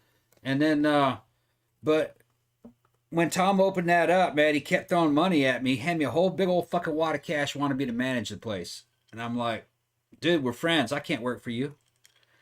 And I kind of think he got insulted. I had a talk with him that last time. Remember that? Yeah, we talked to him just on Friday. I think he got insulted that I wouldn't take his money. Like I didn't want to work with him. And I was drunk enough. I said, look, Tom, I'm glad you're fucking here tonight because we saw him. We ran into him at Independent. And I said, I don't want. Yeah, and I said, I don't want you to think I don't want to work with you. He says, I want to work with you. And he goes, but I'm your friend. You know what I mean? And you can't throw a whole bunch of money at me, and then us remain friends, and you become a boss. And then I told him, I said, another thing is that I said your place made it, and it made it under your own power. And I said you were just trying to give me that money because you were afraid you were going to fail. You wanted a white face up there in the front house. And he's like, no, that's not what it was. And I said, that's what I think it was. And I said, those people fucking accepted you just on your. You didn't need me. You didn't need a white face. He just opened a cool bar. You opened a cool bar. You don't need a white face up there. You fucking you made it with you make it shit on your own. And he liked that. He's we're gonna work together. Says that's right. Yeah. Because we can work with him, our own services. And he goes, we all gonna do our own thing together. And I said, yeah. Well, like I said, I think that was one, and I think that he really did succeed in doing that because I think that was the thing that he liked best about iBar was that, like I said, no matter what you looked like, no matter what your fucking race, sexual orientation, anything, as long as you were cool, everyone was cool with you. Yeah. You know what I mean? It didn't matter like what subculture you were from. It was not. It was just a very. But that extended outside the goth scene. That even extended into the outlaw biker scene in that area. See, which I wasn't really sure that was going to happen. That area is kind of an up and coming area. It's weird because it's a lot of yuppies on one hand, and then you had those outlaw bikers there, and then you had Tom, but they accepted him. To be honest, those bikers fucking love. I would rather hang out with the bikers than the yuppies. Yeah. Yeah. Not, no insult to yuppies. I'm just saying those are the people. And I was talking about, and I'll get to Gramthars Hammer question because I saw your question. I'll get to it in a second. But one of the things, I remember we were at Memento Mori, and, as a goth chick, you kind of have the experience of being at a club, minding your own beeswax, dancing to some, like, sweet tunes or whatever, and then some drunk-ass yuppie dude or frat boy or whatever comes up and tries to, like, dance up all on your ass and stuff. That is a very, very quick way to get yourself punched in the throat. Yeah, and I gotta hand it to those bikers. They understood the scene immediately. They were fucking very respectful.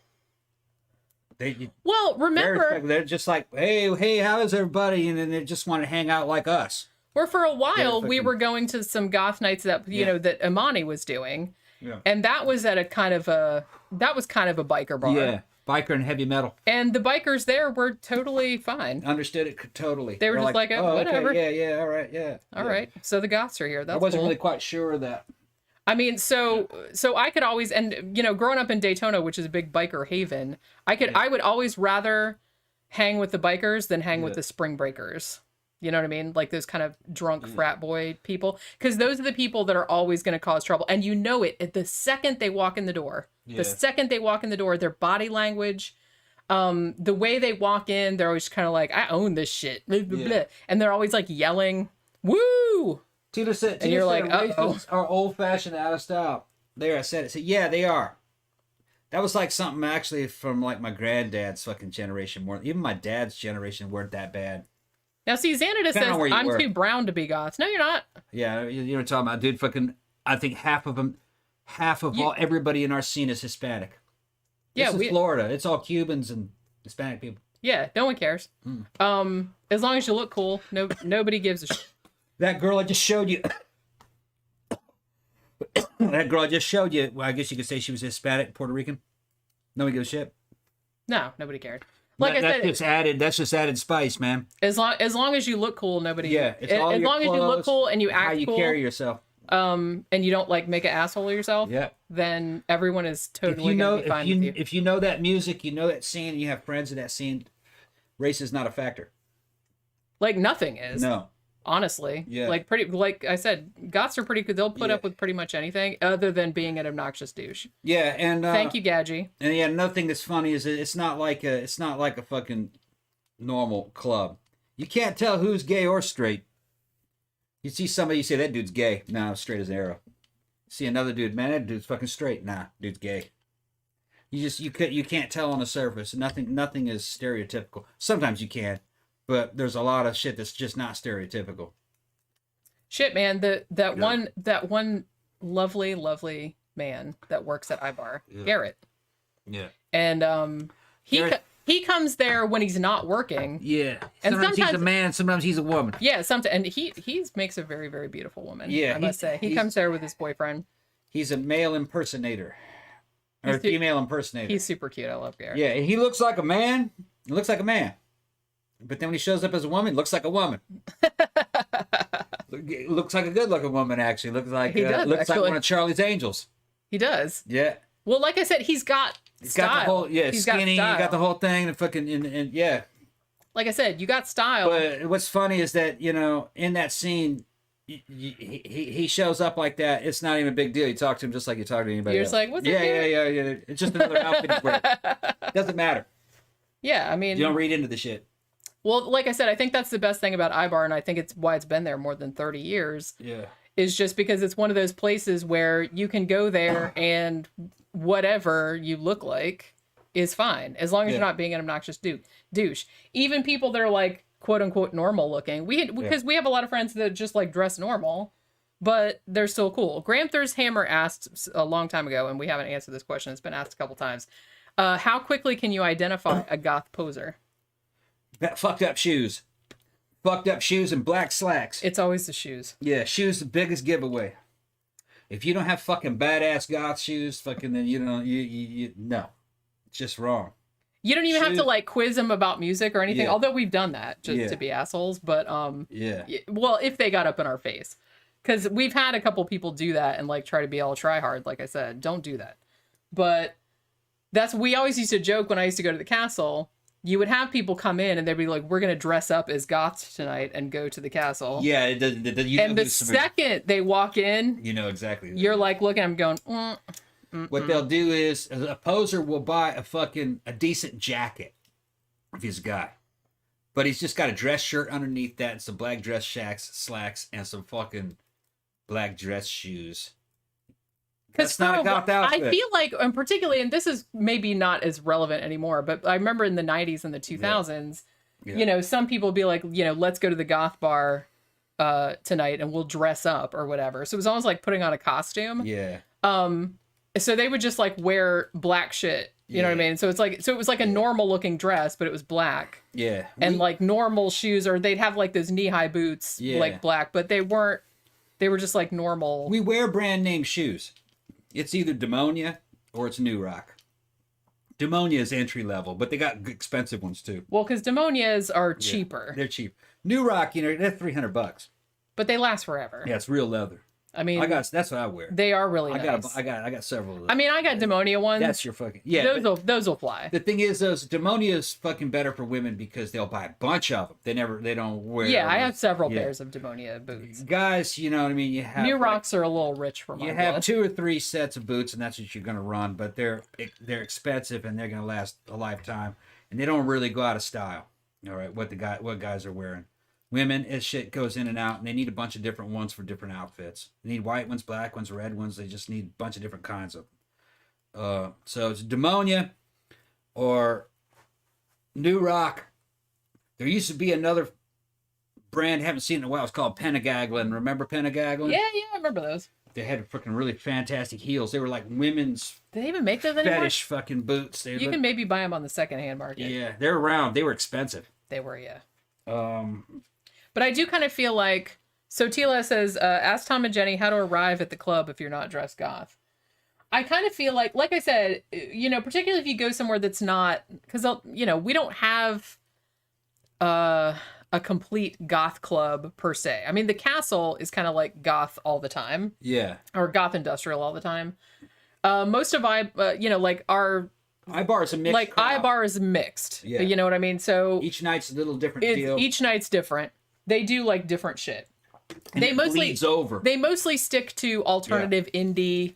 You know, they'll do like a cheesy 80s and 90s night. That's very popular. You'll have a goth event going on, and you'll have people fucking just from the street walk in and look at it, and then they'll leave. Yeah. So which we don't care as long as they're not obnoxious. Not as they're not fucking with you. I mean, like I said, a lot of the problem arises, particularly, and this has happened several times at Memento Mori, which is more the goth industrial night, and it's on a Monday, so it's not like, you know what I mean, you don't get a lot of walk-in traffic, but you do sometimes.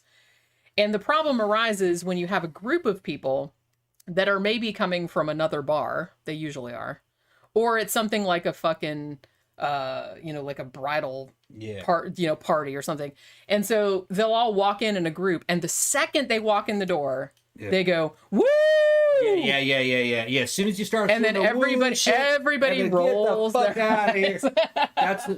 That's some fucking yuppie. Oh ass. no! Now Tila says they're gonna get thrown out. She just Googled goths of color, and she saw that there's a lot of stuff they put. Yes, it really boils down to what your body style is.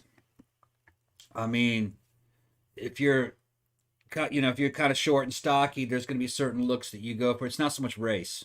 It's more about body style. You know, if you're tall and thin, you're gonna be wearing very different. You can get away with wearing very different things. You know, like well, shit. What's her name? Who played Storm? Crystal, yeah. Crystal is tall and thin, and she's a model.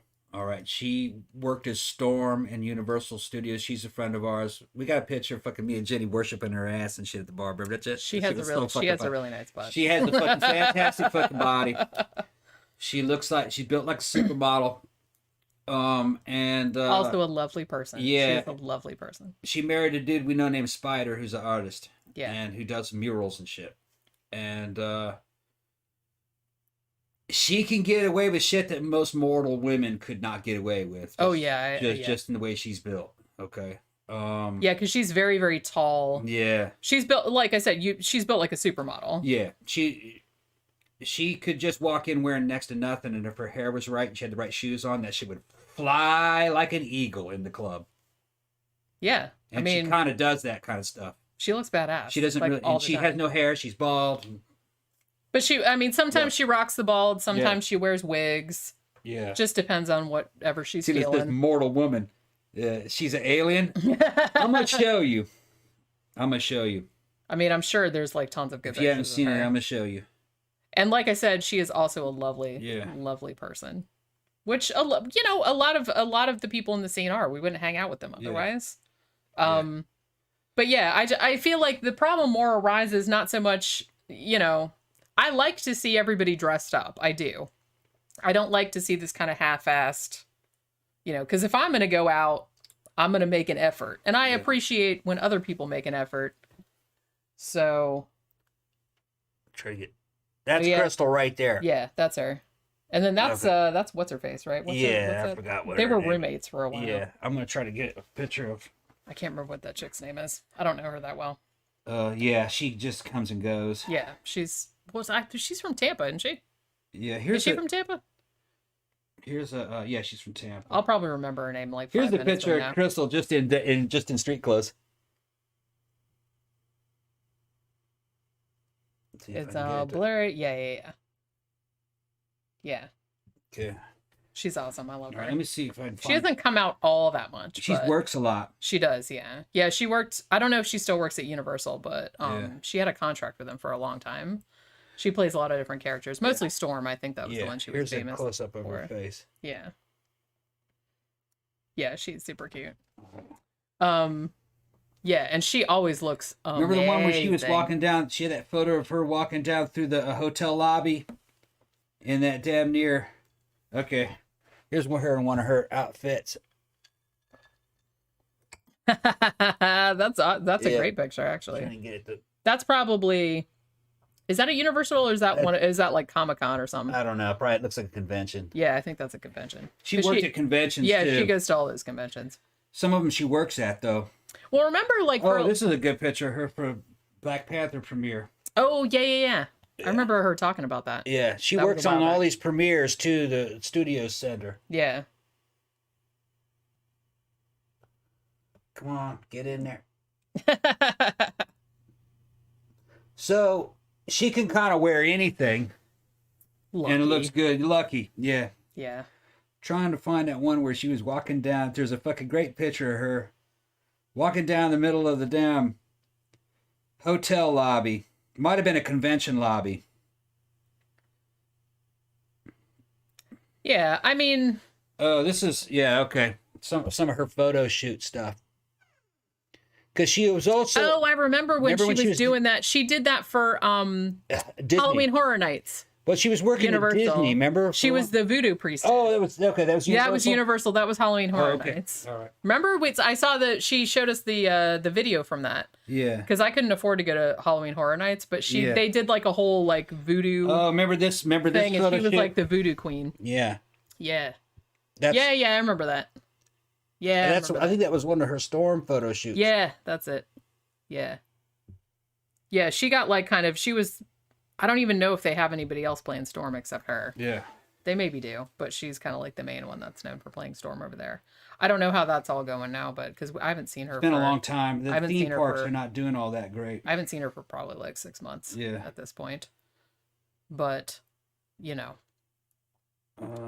it's Tila says those legs, damn right. Yeah, that's what I'm talking about. I'm talking about the difference between mortal women and mortal woman. Well, yeah, it's like most women are not built that way. Well, that's the thing, and it's like and it kind of sucks because whatever your build is, I'm always just kind of like, there's only certain things you can wear. She can wear anything, and she looks amazing. You know what I'm saying?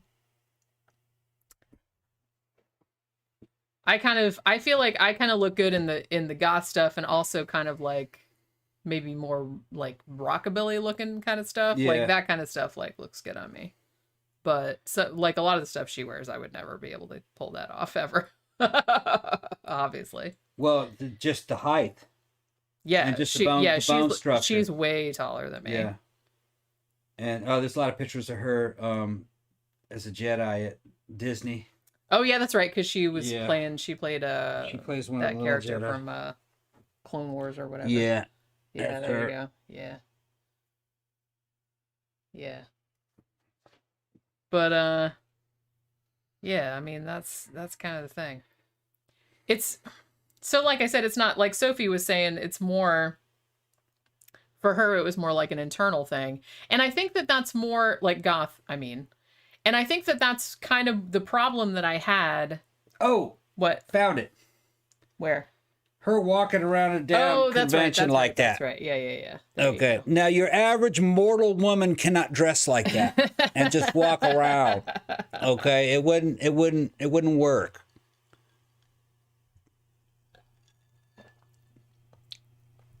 Yeah, but obviously it works for her. Yeah. So. But yeah, I mean, like I was saying, and I think that was the problem that I had, that I got kind of cranky about when, like I said, when goth culture went kind of mainstream in the 90s. And I think that always kind of pissed me off a lot because I kind of felt like a lot of people just kind of, they kind of co-opted the look of it because it looked cool. Yeah, T goes, wow, I need that costume for my bedroom. If you can sport that the way she does, yes, you need that. Yeah. No need for me, said, oh God, I splooged. But yeah, it's just kind of like, like I said, I think that was, I'm not saying that because I kind of had a problem too with people, because sometimes it wasn't usually girls, it was usually dudes. And like they would come to the castle and they'd be like, oh, well, I'm goth on the inside, so I don't really have to like make an effort. No, so that's not how that shit works. They would just like wear a black t-shirt and stuff. And I'm just like, okay, fine, but I kind of like some effort. Like I kind of look like the, if you're going to go out, like go to all the trouble and go out, like go to a goth club, at least like put a little bit of effort into it so you look kind of cool. You know what I mean? You don't have to like spend zillions of dollars or nothing, but I do like effort. Yeah, they're talking about Mexican goths. Yes, there are lots of Mexican goths and they do the they do the day of the Dia de los Muertos version of it. Yeah. And I'm gonna try to find you. I follow some Mexican goth girls. I was sent some to just gotta find the profile. You'll see it. They do have a look that they do, and it looks good. I'm gonna show it to you. Go ahead, Jen. Yeah. Yeah, that's the thing. I mean, if you're gonna go out, I'm not saying that I look gothy 24/7. Obviously, if I'm just sitting around the house, but if I'm gonna go to the effort to go out, I just feel like, and I feel like that was kind of the first thing that attracted me to you in the first place, because you looked like you made an effort. Yeah. You know what I mean? Like, you know, you'd come to iBar and you'd be like all fucking decked out. Yeah. Like in all your fucking fancy Victorian coats and shit like that. And I appreciate that. So I'm not really into this kind of half-assed, whatever. It was also kind of a different era. That's true. You know, but I'm not going to shit on you if you just dress normal, as long as you're not an obnoxious douche, as long as you're like nice and like respectful and don't make a fucking ass of yourself. You know what I mean? Don't walk into the club going, woo, don't like going on the dance floor and be like rubbing up against random girls' asses. Yeah. Don't be like, we have too, there's this thing where like yuppie people, and it's always a group, it's never just like one person. Well, sometimes it's one person, but they're usually like drunk. And they'll come in the club and they'll like start dancing, but they're dancing like making fun of other people dancing. Yeah. You know what I mean? Like we see that a lot. And don't do that either. Like, probably no one will punch you except maybe Shauna. Yeah, Shauna. Shauna will punch you. Right. But if she's there. But, or at least kind of, I might elbow you, like, passive aggressively and be like, oh, oops. You know, I might do that. But Shauna will just straight up punch you in the face. But if she's there, because she doesn't like that shit at all. But, you know, just don't be obnoxious. Don't try to draw attention to yourself. Nobody thinks you're cool. Nobody thinks it's awesome. It's like, oh, look, I'm out here like dancing like the gods, blah, blah, blah. Takes a long it's time like, to get known. It's like nobody likes that. Everyone just thinks you're, you know, a taint. Nobody is going to like think you're cool for doing that or funny. It's not funny. It's kind of like when you first show up, you're just one of the faces in the crowd. They don't know you. Yeah. And if they don't know you, then you're not really a player yet. It would take a long time. And the thing about it is that I think they just come in there and they don't realize, I mean, particularly at Memento Mori. Most people get the vibe, though, when they come in. Most particularly if they come in and pull that shit at Memento Mori, which is a smaller crowd. Like, what the fuck? I think they don't realize if they just wander in, it's like everybody in there knows each other. Yeah. And if you start pulling... And half of them have dated each other. And if you start pulling some shit in there, then, you know, you're going to have a bad time. Yeah. You're going to either someone's going to punch you or someone's going to report your ass and you're going to get thrown out. Yeah. If you start like pulling that crap, because it just gets to a point where you're just like kind of sick of it, because Memento, it's supposed to be, you know, the goths come there, they hang out. It's nice to just go and hang out, dance to whatever music you want to dance to and not get bothered by obnoxious people. So if an obnoxious people come, they just like have no patience. There's a Mexican goth girl. Well, now there you go. All right, I'll show you some more pictures of her. Boobies. Oh, yeah, she's amazing. And, okay. Yeah, Mango says just go and be yourself. Yeah, just, like I said, don't try to, like, draw attention to yourself or act like you're cool or start making fun of people or whatever. See the Dia de los Muertos kind of vibe. See, there you go. Okay. Tila says, the thing about San Francisco, Berkeley area is peeps would take pics and selfies with you and leave you alone. Yeah. Although I don't know, I still get a little weirded out by people, because we've had that happen too, where we get some rando coming up and be like, hey, can I take a picture with you guys? And I'm just kind of like, okay. Look at that makeup. Yeah, that's awesome looking.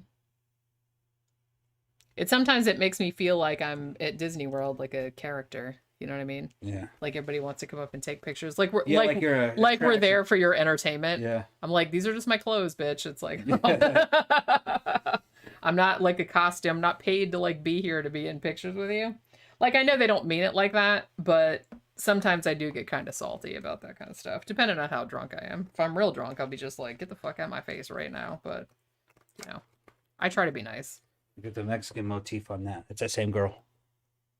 See, now that is badass. Yeah. I'm trying to get it to focus. That is badass. If I could rock that outfit going out, I totally would. There you go. So there's a lot of different ways to do the goth thing. That's a trip. And that's another thing too, is I kind of feel like maybe people that aren't in the scene don't understand. It's like really diverse in the sense of the looks you can do. Yeah. That is still considered like a gothy kind of look. Yeah. You know? It's not just one thing where it's just kind of like, oh, we all have corsets on. Although I usually do because you know. Look at that outfit. Oh shit! Man, I turned off. She was in a vaquero outfit. Yeah, White. Sophie says, find the aspects of goth that you're naturally attracted to and roll with it. You literally don't have to love it all. Yeah, you don't. Yeah. And the thing about it, I think it's because when I got into goth, I didn't even realize what it was because it was the 80s. I grew up in Daytona. I didn't know anybody that looked like that. I didn't know anybody else that listened to that kind of music. It's just that I kind of happened to stumble across it and I was already into spooky shit. Like I was already into like the Addams Family and I loved that kind of aesthetic, like that Victorian kind of look. And I didn't know that there was a name for it. I didn't know that other people were into that shit too. So for me, it was like real organic. You know what I mean? See, oh my God. Look at that outfit. Oh my God. That is her outfit.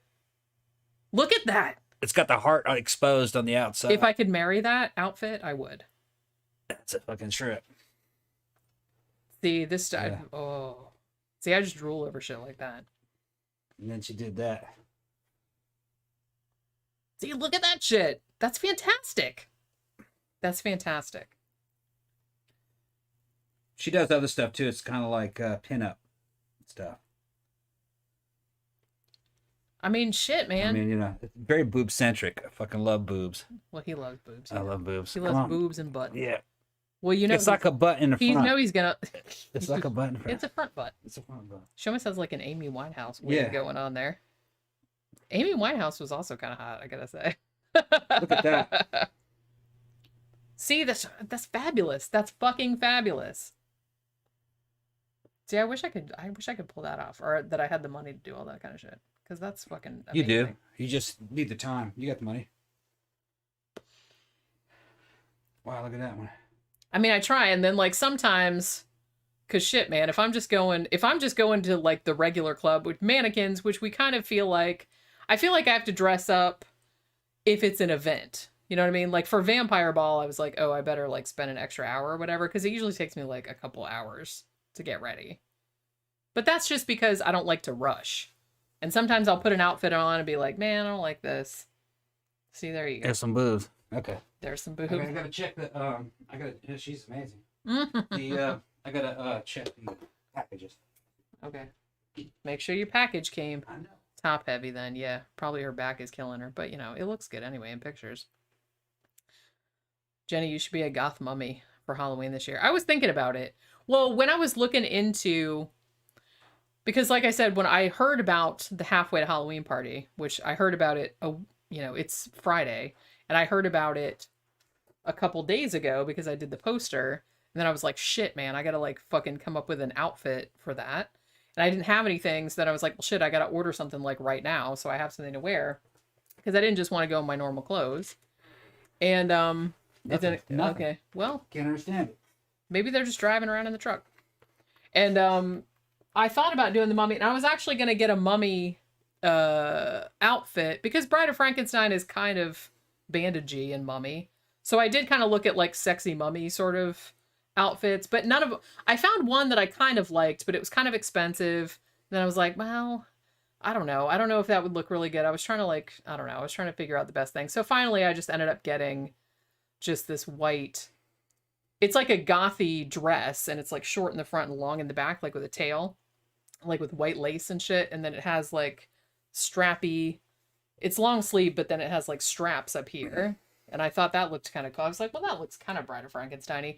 And because I wanted something that I would wear otherwise, you know what I mean? That wasn't like a costume. Because if I bought like a Bride of Frankenstein looking costume, I'd probably never wear that again because it's kind of baggy. All right. T says, well, people going, Tom, it's too much. And then Tila goes, boobs. The boobs are too big. And yes, there is such a thing.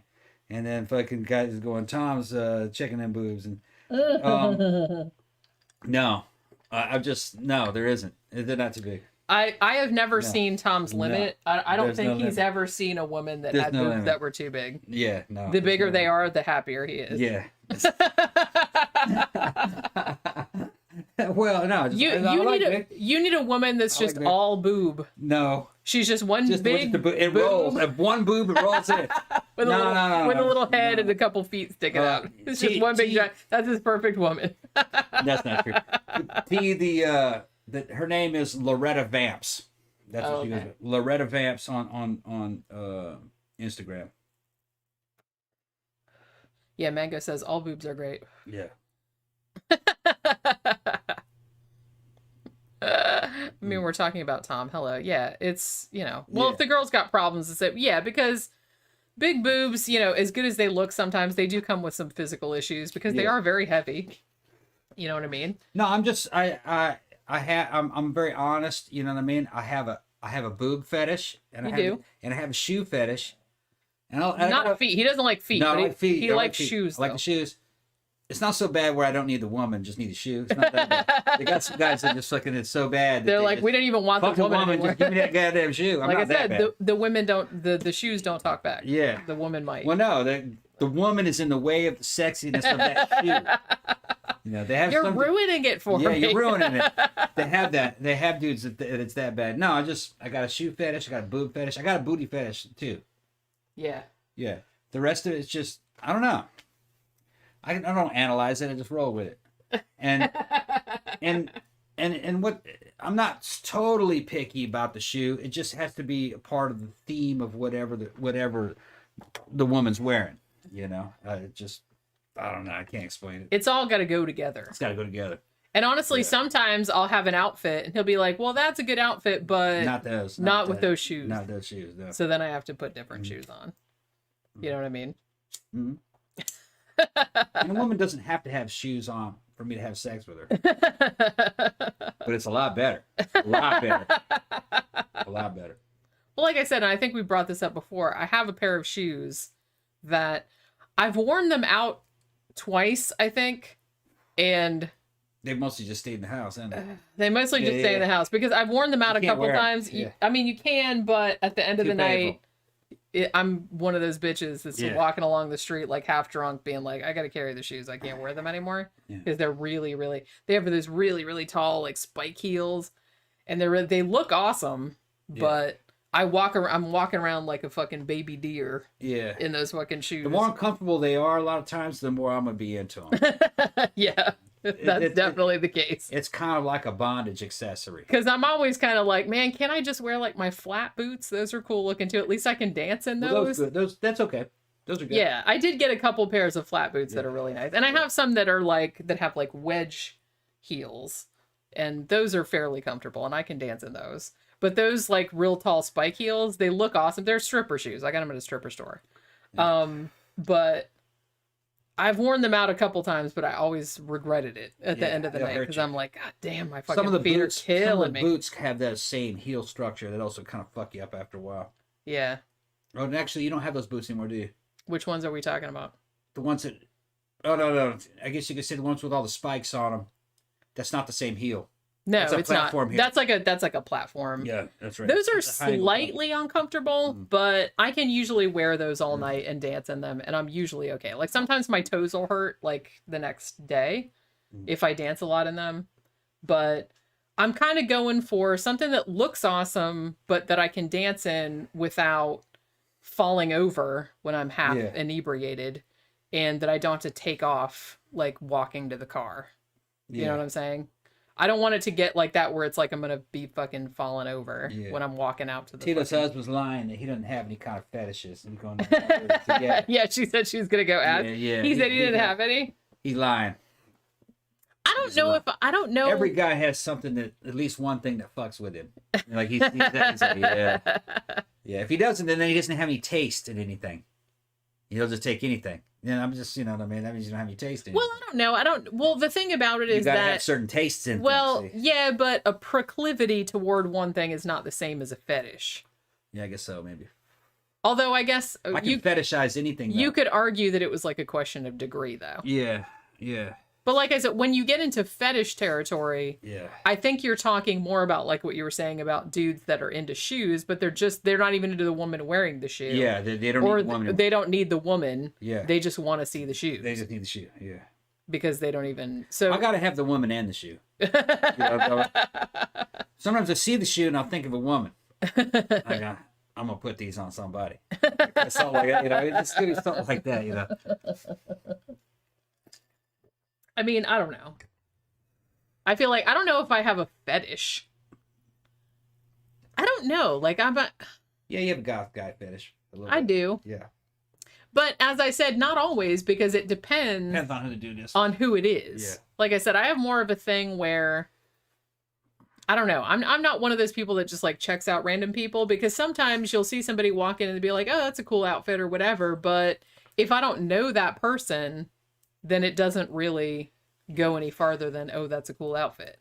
You know what I'm saying? Yeah. I'm not one of those people that's just like, ooh, I gotta hit that. Yeah. I'm just kind of like, that's a cool outfit. Or that looks good on that dude, but I don't know that dude, and he might be a douche. Most women, it's something in their mind.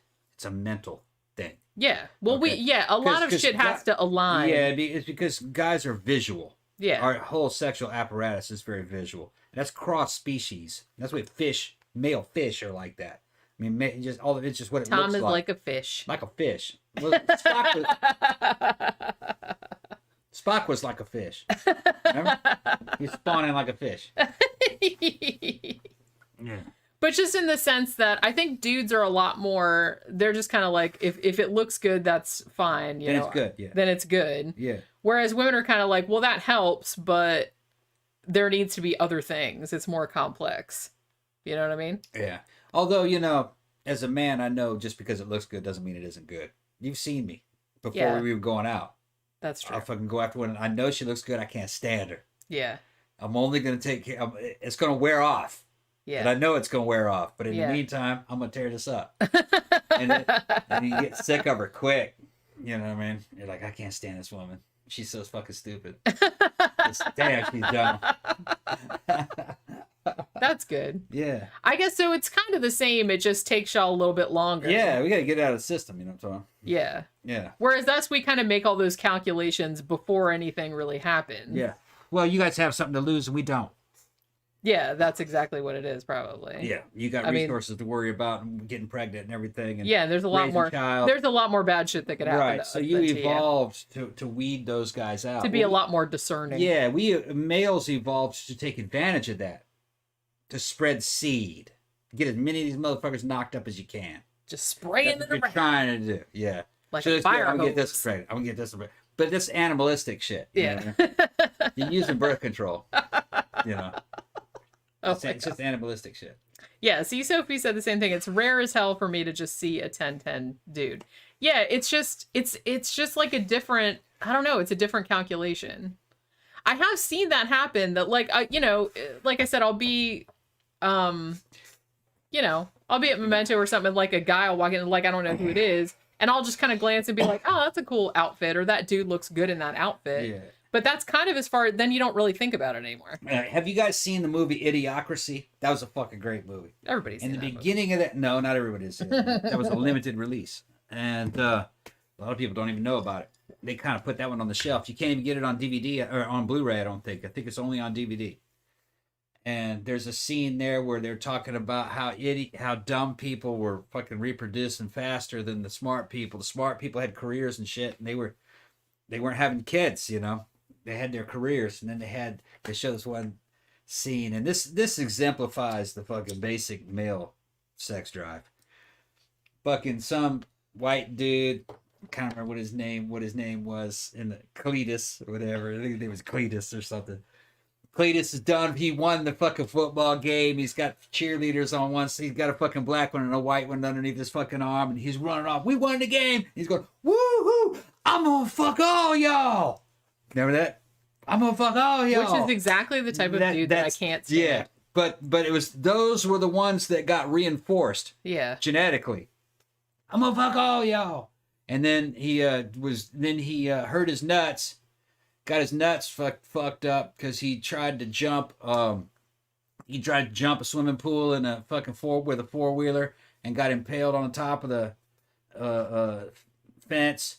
And by the brilliant work of these two doctors, they were able to make him functional again. And they're showing his family tree getting bigger and bigger and bigger and bigger. And just that's kind of what nature fucking, and then the doctors didn't have many kids, but this fucking Cletus, he's just fucking, his family tree is getting huger and huger. Thousands of years later, fucking everybody's dumb as shit. It's called Idiocracy. It's a great movie. Well, like I said, see, that's exactly the type of dude that I would run very, very far away from. Yeah. It doesn't matter. It's a numbers game. Oh, I know. I'm just saying, personally. Yeah. Personally, I would run very, very far away from that. Because that's exactly the type of dude that comes in Memento sometimes, and everyone rolls their eyes at them. Yeah, Tina, see, this shit's hilarious. Hell yeah, it's good, like, man. Nope. Yeah. Maybe that shit flies in, like, some other clubs. Yeah. Probably. Hell yeah. Maybe that's why they do it, because it's like they're used to doing that in other places, and people are like, "Oh yeah, I suppose so." Yeah. But you come in like a place like that and do it, and everybody's just like, "Yeah, man, why do you think? Why do you think? Yeah, you're projecting your standards on these people. They do that because that's a successful strategy for them. for the club that they fucking came from. Woo-hoo! With a bottle in the hand and fucking and they're dancing. They got their purses. Their cargo shorts. Yeah, and the girls got their purses hanging in their polos. And they're three of them facing each other, dancing at each other, fucking with all their purses in the pile in the middle. It's just fucking losers. Taking up the whole fucking dance floor. Yeah. Those are the kind of people that I elbow passive aggressively. Yeah. And then if they say anything, I'm just be like, oops, I didn't even see you there. And she's lying. She stays up at the fucking bar with me, just looking at it going, God. Well, I used to do that. I don't do it anymore. I don't want to get in trouble. It's just, yeah. But, that's happened. And then you got Jimmy Buffett motherfucker coming up dancing with him. Oh, my God. Florida man. Do you remember the one time, this was an iBar. I don't even remember, this wasn't Memento. I think it was an 80s. I think it was 80s night. So I think it was a Saturday. We're sitting here on live stream and making fun of the mundanes, and I bet you fucking 20%, 40% of the damn audience is probably mundane. That's okay. We're not talking about you guys. You guys are cool. Right. You guys are cool. You wouldn't do that obnoxious and douchey Joy just says, I got to see this movie. Yeah, man, it's called Idiocracy. You will learn a lot from that movie. Everything in that movie is true. Everything. Everything in that movie is true. And it's funny as fuck. It is very funny. Funny as fuck. When the world gets taken over by idiots, it's idiocracy. You see it happening now. Just today. In today's world, you see it happening. It will happen. Why civilizations rise and fall. Too many goddamn dummies. Everybody, girls, stop sleeping with idiots. Yeah. But stop making you dumbass children. Yeah, knock it off. Make sure everybody's smart. Yeah. But so that's the thing. Do you remember that one? I think this is going back a couple years. But you remember there was a dude, and it was early in the night too, because I remember not that many people were there. And like some good song was on, and I was out dancing, and there was only like a couple people dancing because it was like pretty early. And like this dude comes up, and he did that thing where they come up behind you, and then they're like bumping up against your ass and whatever. Oh yeah, yeah. And I was just kind of like, oh like boy, something that here we go. It's a great strategy in other clubs. Here we go. Yeah. And before I knew it, Tom, who was standing by the wall, had come out. Yeah. Because I kind of looked at him like, what the fuck? Is this the last time we were there? No, this was a couple years ago. Oh, okay. This was several years ago. Yeah. And you grabbed the dude by the neck and threw him. Oh, me? Yeah. Yes. I thought you meant Big Tom. No, you did. Yeah, I remember that dude. Across the dance floor. And he slid. Yeah. Then them lesbians ran up to me and goes, that was the fucking coolest thing ever. Yeah, they did. Because that dude was like, because I'm sitting there, I'm like just dancing, minding my own business. It was a good song, right? Yeah. And I was only a couple feet from you because you were like leaning against the wall and I was dancing or whatever. And this dude just comes up and is like, did I tell you that you could touch my butt? No, I did not. He's a big old fat dude. It's yeah. fucking And you just went, shoo, and he just slid. Pushed him off his center of gravity and fucking threw his ass. And then I love the face they make, like, what? Yeah. What did I do? And then the bouncers escorted him out. They saw the whole thing. He got kicked out. I know all the bouncers in front of them. You can't fuck with them in the club. The bouncers will fucking pile on you. Well, because they know that if you did that, then that dude was doing something. Oh, remember, I've bounced motherfuckers. You have, yeah. I've bounced them before. In front of the bouncers. And they're like, okay, good job.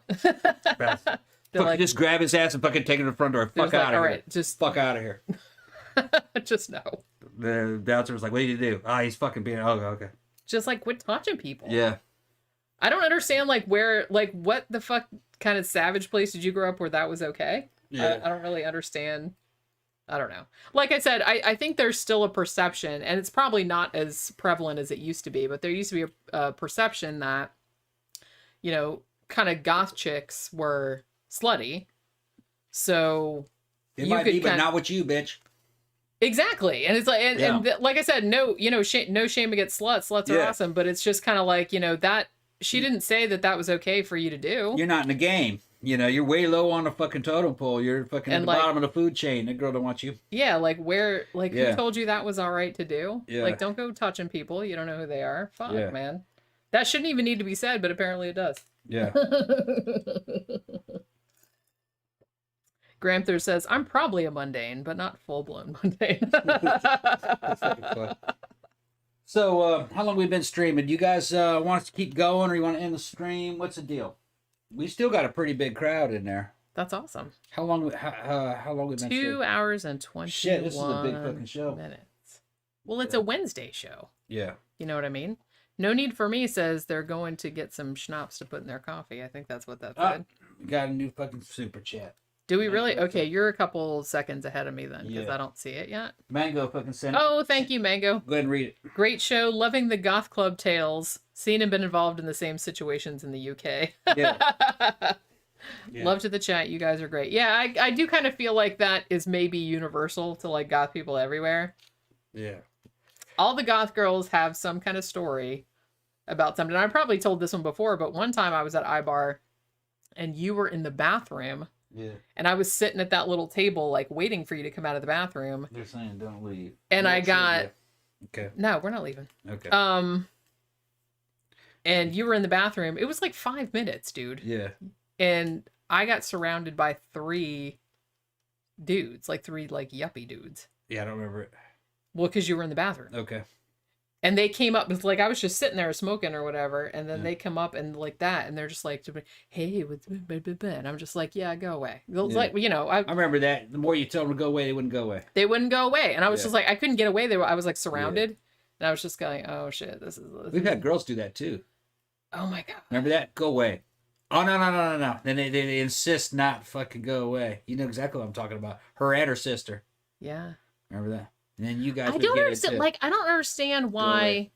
I told that story. They know who that is. It's just they probably. I don't understand why you tell people to go away. Just go away. If I tell you to go away, I mean it. Go away.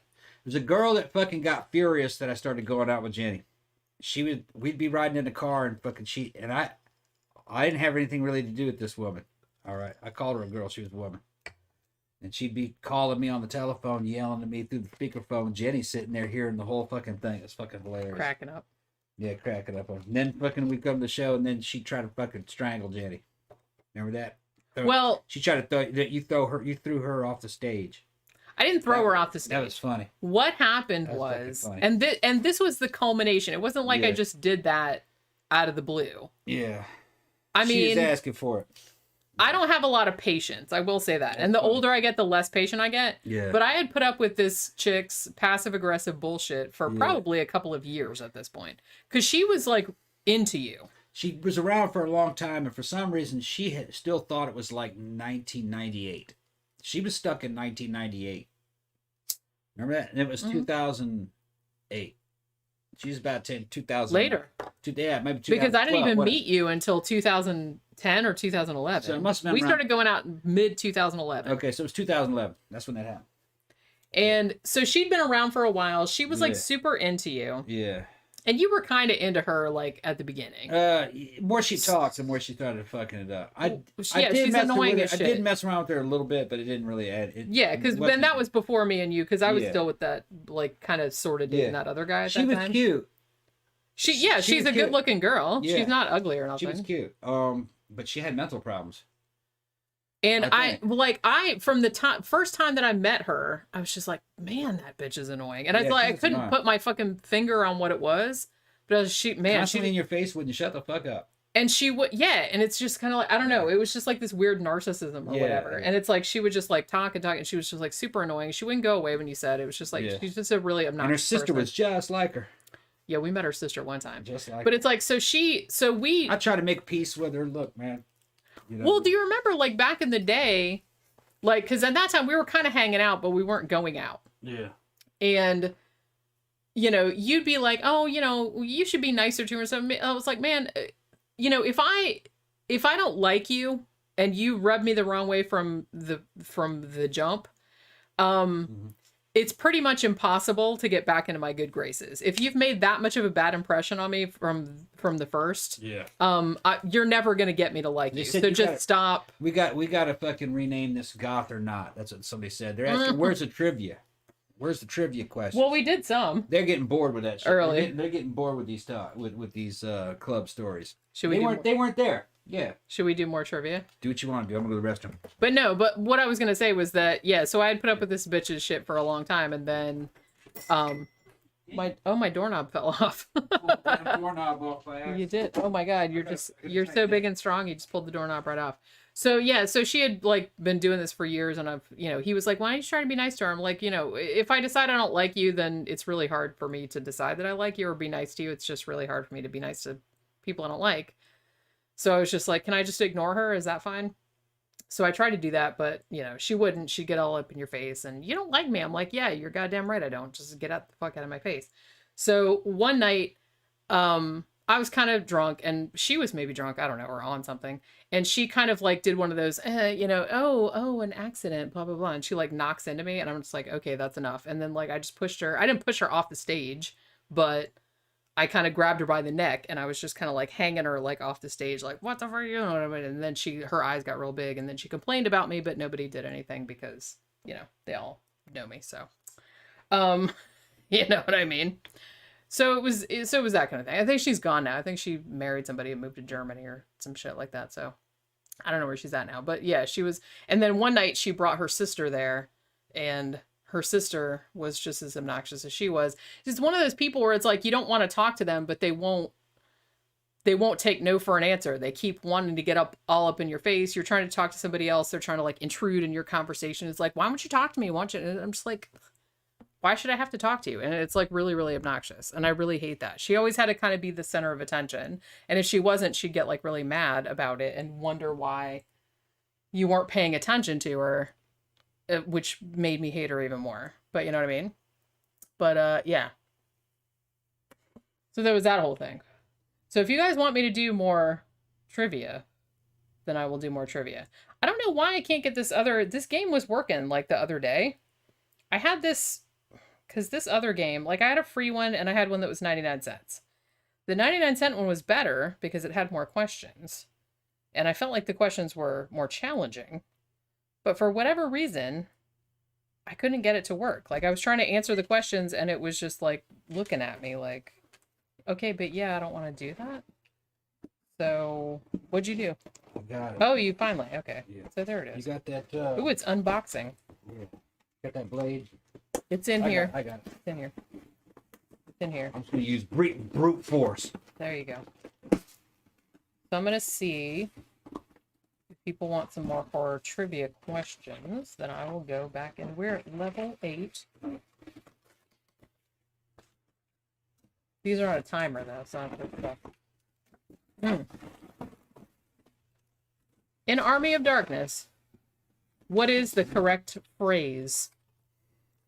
Well, it's Klaatu Barada Nikto. Yeah. Which was from Day the Earth Stood Still, right? Yep. Klaatu Barada. Your luck just ran out is one of the taglines for Leprechaun, Child's Play 3, Child's Play 2, or Leprechaun 2? Oh, shit. I'm going to go with the first Leprechaun. Is it the first Leprechaun? Yes, it was. That was a good guess. What is Michael Myers' signature weapon? Hook, Bowie knife, machete, or kitchen knife? I'm going with kitchen knife on that one. That is correct. Don't know, don't like the film. How many Wrong Turn movies are there by now, 2018? See that? I don't know. 3? Nope. 6? What? Okay. What's the nickname of the killer in The Silence of the Lambs? That's easy. Buffalo Bill, obviously. Tooth Fairy, Grim Sleeper, Green River Killer. No, that was a real dude. It's Buffalo Bill. Everybody knows that. What is the main antagonist in the Maniac Cop franchise? I've only seen the first of those, and it was a long time ago. Yeah, there were 6 of them. I can't believe that. I'm guessing this one. Matt Cordell. Oh, that was a total lucky guess. That was correct. Which of these films... Oh, this is probably easy. Which of these films is directed by Alfred Hitchcock? Queen of the Damned? Obviously not. Prince of Darkness? No. Psycho? Obviously. Poltergeist 3. Make these harder. Where does one of the... You're making too much noise. I do what I gotta do. Where does one of the ghoulies comically pop up? That's a toilet, because I remember that cover from the back in the day. Oh shit. Bobby Carter, Doug Wood, Ruby, Brenda Carter are survivors of which horror movie? Bobby Carter, Doug Wood. Is that Hills Have Eyes? Yeah, Ruby. Yeah. Hills Have Eyes. Yeah. All right. Survivor of the original Texas Chainsaw Massacre. I'm not even going to look. That's Sally Hardesty. That's, yep. Okay. Now I have another ad. Can I close the ad or not? I wish the other game worked that didn't have ads in it. I restarted the phone, but it's still not working. It was working the other day. I don't know why it's not working anymore. These ones are like not as hard. The other one's harder, but we'll see. What's in the box? I've never seen the Ghoulies. I think I saw the first one, but I don't know. Did I? I kind of feel like back in the video rental days, I kind of rented all of those, and not a lot of them like stuck with me to a point where I still remember them this many years later. You know? So I probably saw Ghoulies, but because I feel like after Gremlins came out, it's like everybody was, let's do Ghoulies, let's do Hobgoblins, which is a terrible, terrible movie. Although the Mystery Science Theater episode they did of it was like one of the best Mystery Science Theater episodes. I love the cheesy 80s movies on MST. That's like my favorite genre, is cheesy 80s movies. And Hobgoblins is the cheesiest, most terrible. I mean, they're just obviously these little puppets, and they're awful.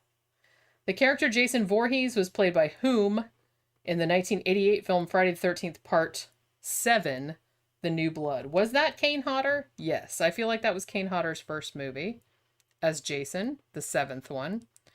Which of the following horror movies is Canadian? House of Wax, The Fog, Suspiria, or Black Christmas? Black Christmas, obviously. Yes, that is correct. Which one of the following final girls made an appearance as a little girl in Friday the 13th, Part 6, Jason Lives? That would probably be Lori, I'd imagine. Yes? No. What? No. Janet Leigh, Jamie Lee Curtis, and Tom Atkins together star in which of the following movies? That's probably The Fog, yeah? Yeah, The Fog. Right? Huh? Yeah, they were all in that movie. Huh? Huh? What? I just came here and you're asking me questions. The 1981 film The Evil Dead was directed by who? I don't know. Sam Raimi. Okay. You didn't know that? Yeah. I'm looking. Yeah, I'm reading. You're pretending. You should ask me these questions. Okay. Alfred Hitchcock directed Rod Taylor in which film. Well, it's the Entity, the Descent, the Amityville Horror, the Birds. They really need to have better choices on this, because that's obviously the Birds. The other ones aren't even Alfred Hitchcock movies. Ooh, okay, I don't think I saw this movie. Or no, maybe I did. In Silent Hill, what do you notice about the nurses in the hospital? They're all midgets, bedside manner, bandaged faces, or no medical insurance. It's bandaged faces, right? Yeah. Yes. What's the name of the 5th movie in George Romero's Living Dead series? Survival of the Dead, Diary of the Dead, Land of the Dead, or Day of the Dead? Ooh, is it Land or Day? Was Land of the Dead was the 4th? 1, 2, 3, 4. I think it's Diary of the Dead, isn't it? Yes. Okay. Who directed the 1998 film Psycho? That was Gus Van Sant, was it not? Yes. That was a totally pointless remake, which hopefully everyone will agree with me on that. It wasn't a bad movie, it's just I didn't see the point of it. Which of the following characters has the most appearances in the Final Destination franchise? That I don't know, because I only saw the first one. Wendy Christensen, Kimberly Corman, Alex Browning, or Clear Rivers? I'm totally winging it. Nope.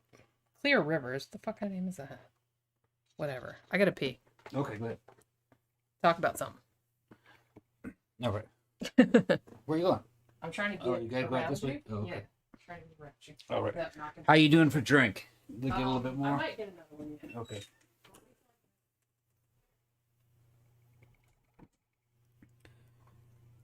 Damn, that thing's still going over there. Yeah, I was, hold on. Yeah, I was walking Xanada through a dissipator build. He put in an order through PSA and got the wrong order. A dissipator upper didn't come. Instead, a bunch of other shit came. Fucking a 300 blackout upper came. And 300 blackout's fucking expensive as shit right now. So, I guess he got that. I guess he got a dissipator. It must be a PSA dissipator. He hasn't shown it to me yet. I got one of those dissipator with a fucking old, with the older 70s and 80s style collapsible on the back of it, carbine tube. Fucking got the tungsten buffers in there. Fucking good springs. But what I was doing right now is I was taking a PSA mid-length, pulled the fucking front block off of it. I'm going to put an adjustable block on it and put a free float. Just running a regular A2 flash compressor. But I'd like to see, Xanada, I'd like to see your dissipator, bro. PM me a photograph of that shit. I fucking got old furniture from the fucking 80s.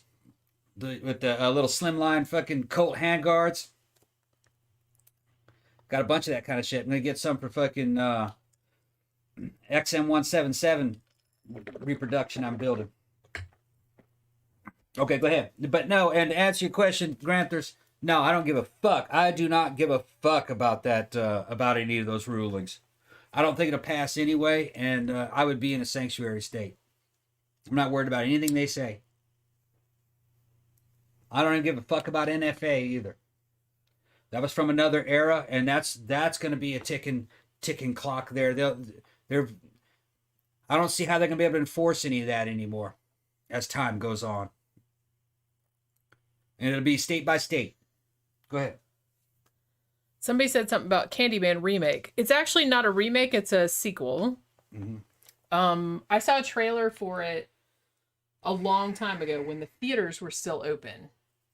I don't know if Jordan Peele directed it or if he's just producing. It looked good though. It's about the baby that got saved from the fire in the first one is grown up now. And they even have like the same actress that played the baby's mom. I can't remember what her name is, but she was in the original Candyman. So it's like a continuation. It's not a remake. Which I don't know. I don't really have a problem with that. I don't know if they're going to get Tony Todd back as Candyman. He's kind of, I don't know. How old is he now?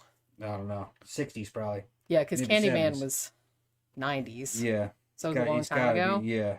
But I don't know. Yeah, somebody else could play him, but I do kind of feel like that voice is like so iconic. You know what I mean? Yeah. Tila says, strike that, he co-wrote the screenplay.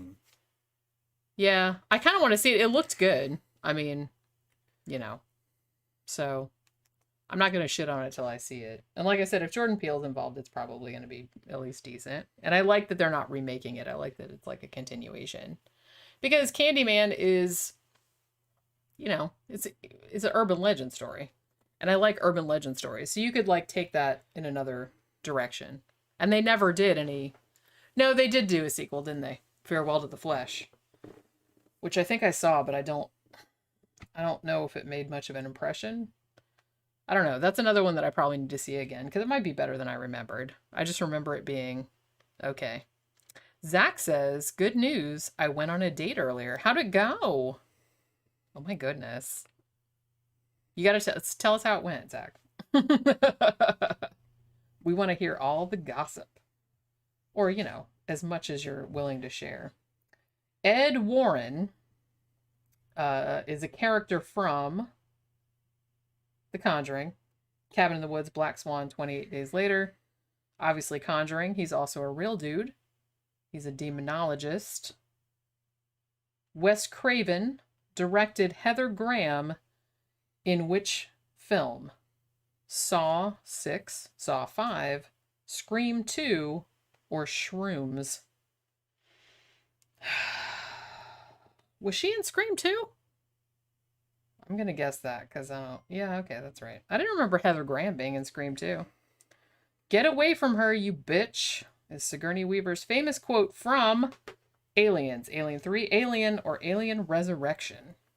That was Aliens, was it not? Yes. Countess Dracula bathes in what? Virgin's blood, obviously. Goat milk. About 15 minutes. I like that was one of the choices. Somebody come up with some questions for me. Two main protagonists in Night of the Living Dead and its remake are Francine and Peter, Harry and Helen Cooper, Judy and Tom, Barbara Blair, and Ben.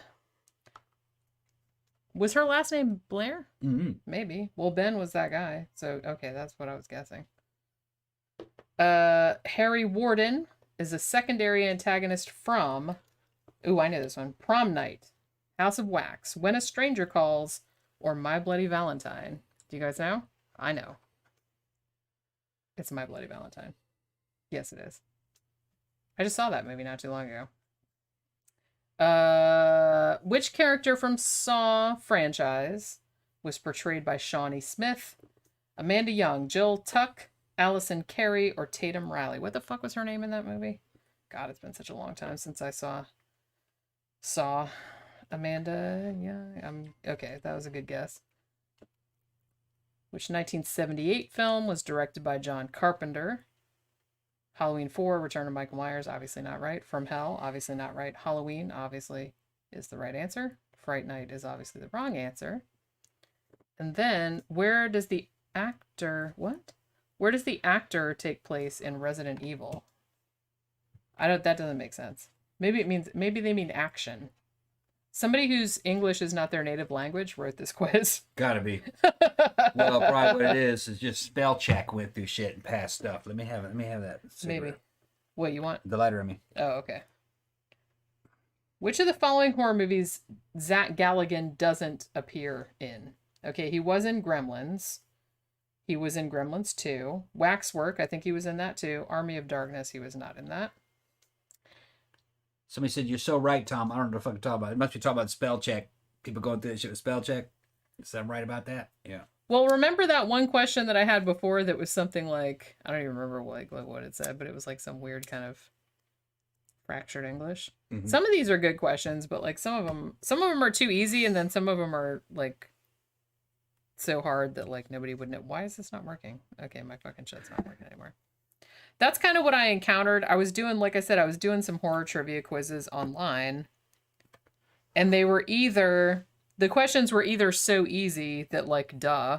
But then the other ones were kind of like, which movie made more money? Like, and then it would give you 4 choices. I'm like, I don't fucking know. Jesus Christ. And then it was that kind of shit. You know what I mean? Mm-hmm. I feel like there was no in between. But you know what it got me thinking?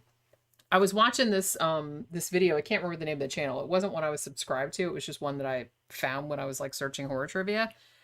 And it was, like I said, it was these 3 guys and they play board games just like on a show. And they were playing a horror trivia game. As I said, they weren't horror nerds, so they were doing really badly. Like even some of the easy questions, I was just like, Jesus Christ. I couldn't believe like they didn't know the answers. They were young too, so maybe that's why.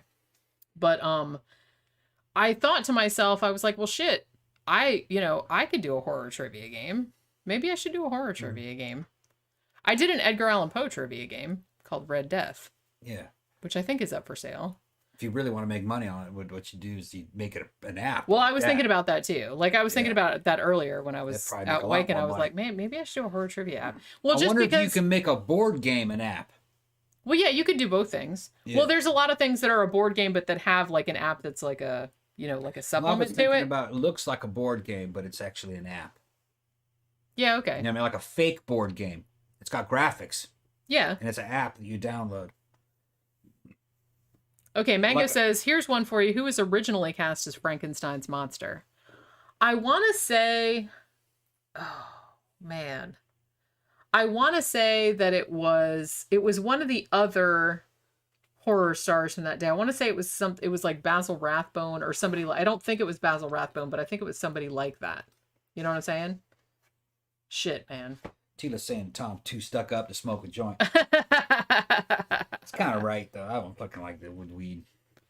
I'm not. Yeah, like I said, and I'm not like I don't shit on people that are into it because everybody has a different. Everybody has a different thing. Because some of our friends are really into it, and I get that, but it's just like I don't really. It doesn't affect me in the same way that it affects them. It's like it's not. I would like it if it chilled me out, but it doesn't. Well, they're going to start all kinds of war in there, fighting in that group about how good weed is. I'm just not a big weed person. She doesn't really like it that much. I prefer alcohol. But if you give me a choice between alcohol and weed, I'll take the alcohol. Yeah, me too. Those are still kind of like lower echelon, basic bitch drugs. I mean, that's just basic bitch. You know what I mean? Fucking. I don't like any kind of ghetto drugs. I'm not into any of that crack or fucking flocka. I'm not gonna be taking any of that shit. Yeah, you might eat my face off. The only good ones are either very expensive and habit forming, and so you have to be really careful with them, or they're hallucinogenic, which means you can't go anywhere. You have to stay at home. Yeah. You don't want to be fucking high on any of these drugs, fucking running around in public. You'll get your shit and you get your shit killed. That's what happens to You'll get killed eventually. Well, like I said, I'm really glad, like, when I did LSD, I was really glad I wasn't running around loose. Somebody asked who directed The Man Who Laughs. Oh shit. I know this. Come here. No, there's nothing in there. I know this. I remember Conrad Veidt was in it because he was also in The Hands of Orlac. Who the fuck directed that? Oh. Damn, I can't remember. It wasn't Murnau, the same guy that did Nosferatu. Who the fuck was it? Shit, man. Now I can't remember. Yeah, Pat says, do more trivia, please. Like I said, I like when people in the thing, you ask me the questions. You do it. Me? Because it's not fun just me. I gotta work and read and shit. Oh my God. Ain't that something? You have to work for a living. Fuck. Join the rest of us, plebes. Yeah. You know what I'm saying? Actually, it's getting late. It's getting late, and I'm getting hungry. Do another level or two. Claire Spencer is a character from what? Let Me In, Let the Right One In, or What Lies Beneath, or You're Next? Claire Spencer. I want to say it's You're Next, but I might be wrong. Look, it went red. I guess that means no. That's wrong. It was What Lies Beneath. Okay. Who's the killer in Friday the 13th in 1980? Pamela Voorhees. Pamela Voorhees. Okay. Yeah. Got that one right. Who asked Carrie to the prom? Johnny, Timmy, Tommy, or Tammy? Tommy. Of course. Tommy Ross. That's his Same name. as your name. Yep. That's how I always remember. Sarah Carter and Juna Kaplan are characters from The Ring, One Missed Call, The Descent, The Grudge. Sarah who? Sarah Carter. And Juno Kaplan. Juno. I think that's The Descent. Yep. Okay. Okay. What's the name of the priest that appeared the most in the Exorcist movies? Father Damian Karras, Father Delaney, Father David Bennett, Father Lancaster Marin. Well, Marin died in the first one, so I'm assuming it's Karras. Because he was in the third one as well. It was No? Marin. That's Okay. bullshit. Who's the main antagonist in the Hitchers movies? Michael Myers, John Ryder, Mickey Outler, or George Meeks? The second one. John Ryder? Yeah. Rutger Hauer was in that shit. The original Halloween mask was based on Leonard Nimoy. William Shatner's face. I don't even need the choices for that one. Okay. In House of Wax, the antagonist, Professor Jerry or Henry Jared, was most obsessed with what? Marie Antoinette, Abraham Lincoln, Joan of Arc, and Queen Victoria. Oh shit! Was it? Wait, we're House of talking about Wax. the original or the remake? I guess so. Joan of Arc. Nope, it was Marie Antoinette. I thought that first, but oh well. How the killer in Black Christmas killed his victims. How the killer in Black Christmas calls his victims. Oh. Angela, Amy, Mary, or Agnes? Angela, Mary. Yeah, that's how he called them. Oh shit. Agnes? Yep. Oh, okay. You guessed. Well, Okay. I thought I had seen that movie, but I couldn't remember. Final Destruction 2. Wait, what Final ultimately- Destination. In Final Destination 2, what ultimately kills Brian? An exploding barbecue, an ice skater, a truck, or a loudspeaker? Oh shit! I don't think I saw that movie. No. I'm gonna guess an exploding barbecue. Yep. Oh, you good got guess. it right. Because it's the most. Well, because it was the It's wackiest the one, wackiest, and that's that's kind of like that's what Final Destination is all about, doing wacky shit. Yeah.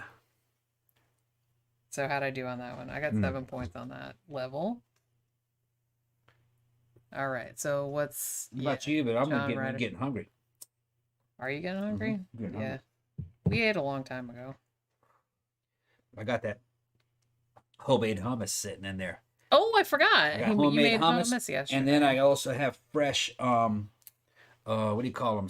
Cucumbers. Make a hummus and cucumber sandwich on pizza. Oh my god, we need to do that. What is the name of the book from the Evil Dead franchise? Necronomicon. Well, duh, yeah. Everybody knows that. Yeah. In which movie we can see, I'm just reading it like it is, Freddy's glove, Leatherface's chainsaw, Chucky's doll, Michael's and Jason's masks. Freddy versus Jason. Jason goes to hell the final Friday, Halloween Resurrection, or Bride of Chucky. You know what? I kind of feel like maybe it's Freddy versus Jason. Nope. Bride of Chucky. Wait, really? Okay. I didn't remember that. Which of the following horror movies Bruce Campbell doesn't appear? I'm not retarded. That's just how it's.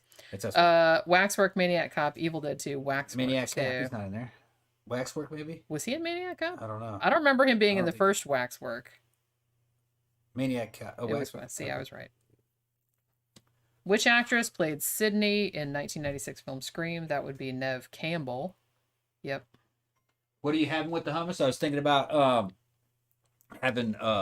making a putting it on toasted pita in the inside with slices of cucumber in there. See, that sounds really good. Yeah. I didn't even, I forgot we had cucumbers. Yeah. Fresh ones.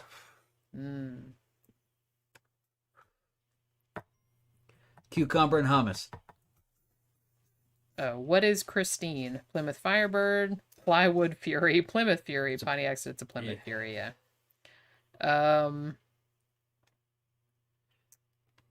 This is an ad. Words with Friends. Okay. That was the end of that level. How many levels are in this thing? Mm-hmm. A lot. That's pretty cool. A lot. Yeah, it is pretty rad. What? Okay, let's shut this down, Jenny. You sure? Yeah. All right. Yeah, we have to shut it down. We've streamed long enough. I'm having a good time, but okay. They're probably Christine getting is a bored. great movie. Yeah. It is. We did a review of it. I feel like that was kind of like an underrated John Carpenter film. And an underrated Stephen King adaptation, one of the better ones. Christine was actually a masterpiece if you go ahead and watch it. It's done really well, especially compared to the crap that they make today. It's actually very good. Now, not everything that they make today is crap, but they make a lot of crap today. Well, they made a lot of crap back then. They made a lot of crap back then. It's worse today. Well, it might just be worse today because there's more of it. Yeah. I think that's the issue more than the quality. I think there's just like a quality but issue. Christine had bigger Hollywood names in it. That was a Hollywood product. That's a lot better than the bullshit that they're making today. I mean, I think this year fucking sucked. This year fucking sucked. Now this is a weak year for Hollywood, but it's just Hollywood's gone off the fucking rails. Yeah. Yes, I've seen the numbers. Seen the numbers for the Oscar awards. Saw what each studio made. They made movies that nobody saw, that people didn't even know about. A lot of the shit that they didn't fucking think was going to make any money, or that they were deriding, made a shit ton of money, like Godzilla vs. Kong. They didn't think that was going to make any money. Made a shit ton.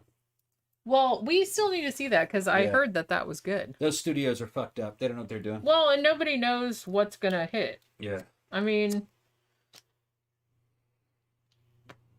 you see sometimes they spend a shit ton of money on something that they think is going to be like a fucking ace in the hole. It's going to be like in the bag. But then it's kind of a big so what? Yeah. Because, you know, like we've said before, the more money you spend on a movie, the more your ass is on the line. So you have to kind of make it palatable to everybody. And if you try to make it palatable to everybody, then it's going to be palatable to nobody. Yeah. And it's just going to be kind of generic. Xanada says he's still got a bunch of shit that I was told him to watch. Yeah, I got a whole list, man. You need to see Hamburger Hill, dude. Man, I got a whole list too. I'm trying to work my way through. He's watched books and movies. He's watching Apocalypse Now Redux over and over again. He loves that movie. And you haven't seen Jeremiah Johnson. You haven't seen fucking Conan. You haven't seen Hamburger Hill. And some of those other two were from John Milius movies. You know, you're fucking up. You just fuck up. You know. Well, you only have so many hours in the day. Yeah. And the thing about it, time. He's got time. That's a young man. He's got time. Oh, I think our shit crashed. It's time for us to go. All right. Well, we were going to stop anyway. Yeah. All right. So hopefully you guys can still hear us. I think they can. We'll be back again on Friday evening talking about Alien Warnos. Yeah. So be sure to tune in for that. I'll probably be dressed as a Bride of Frankenstein, so don't be alarmed. So yeah, thanks everybody for dropping by. Thanks for your donations. Hopefully you can still hear me, like I said, because our shit crashed. They can hear and see. Okay, awesome. It's back, but it'll get good. Because my shit's like fucking It's fucked up. So we might do more horror trivia if I can get that other game to work. It was working earlier. I don't know what's not working now, but whatever. It was like a more expansive kind of game. But yeah, we will get back into it later on. We will see you guys on Friday. Thanks everybody for dropping by. Have a good rest of your day, and we will see you later. Bye.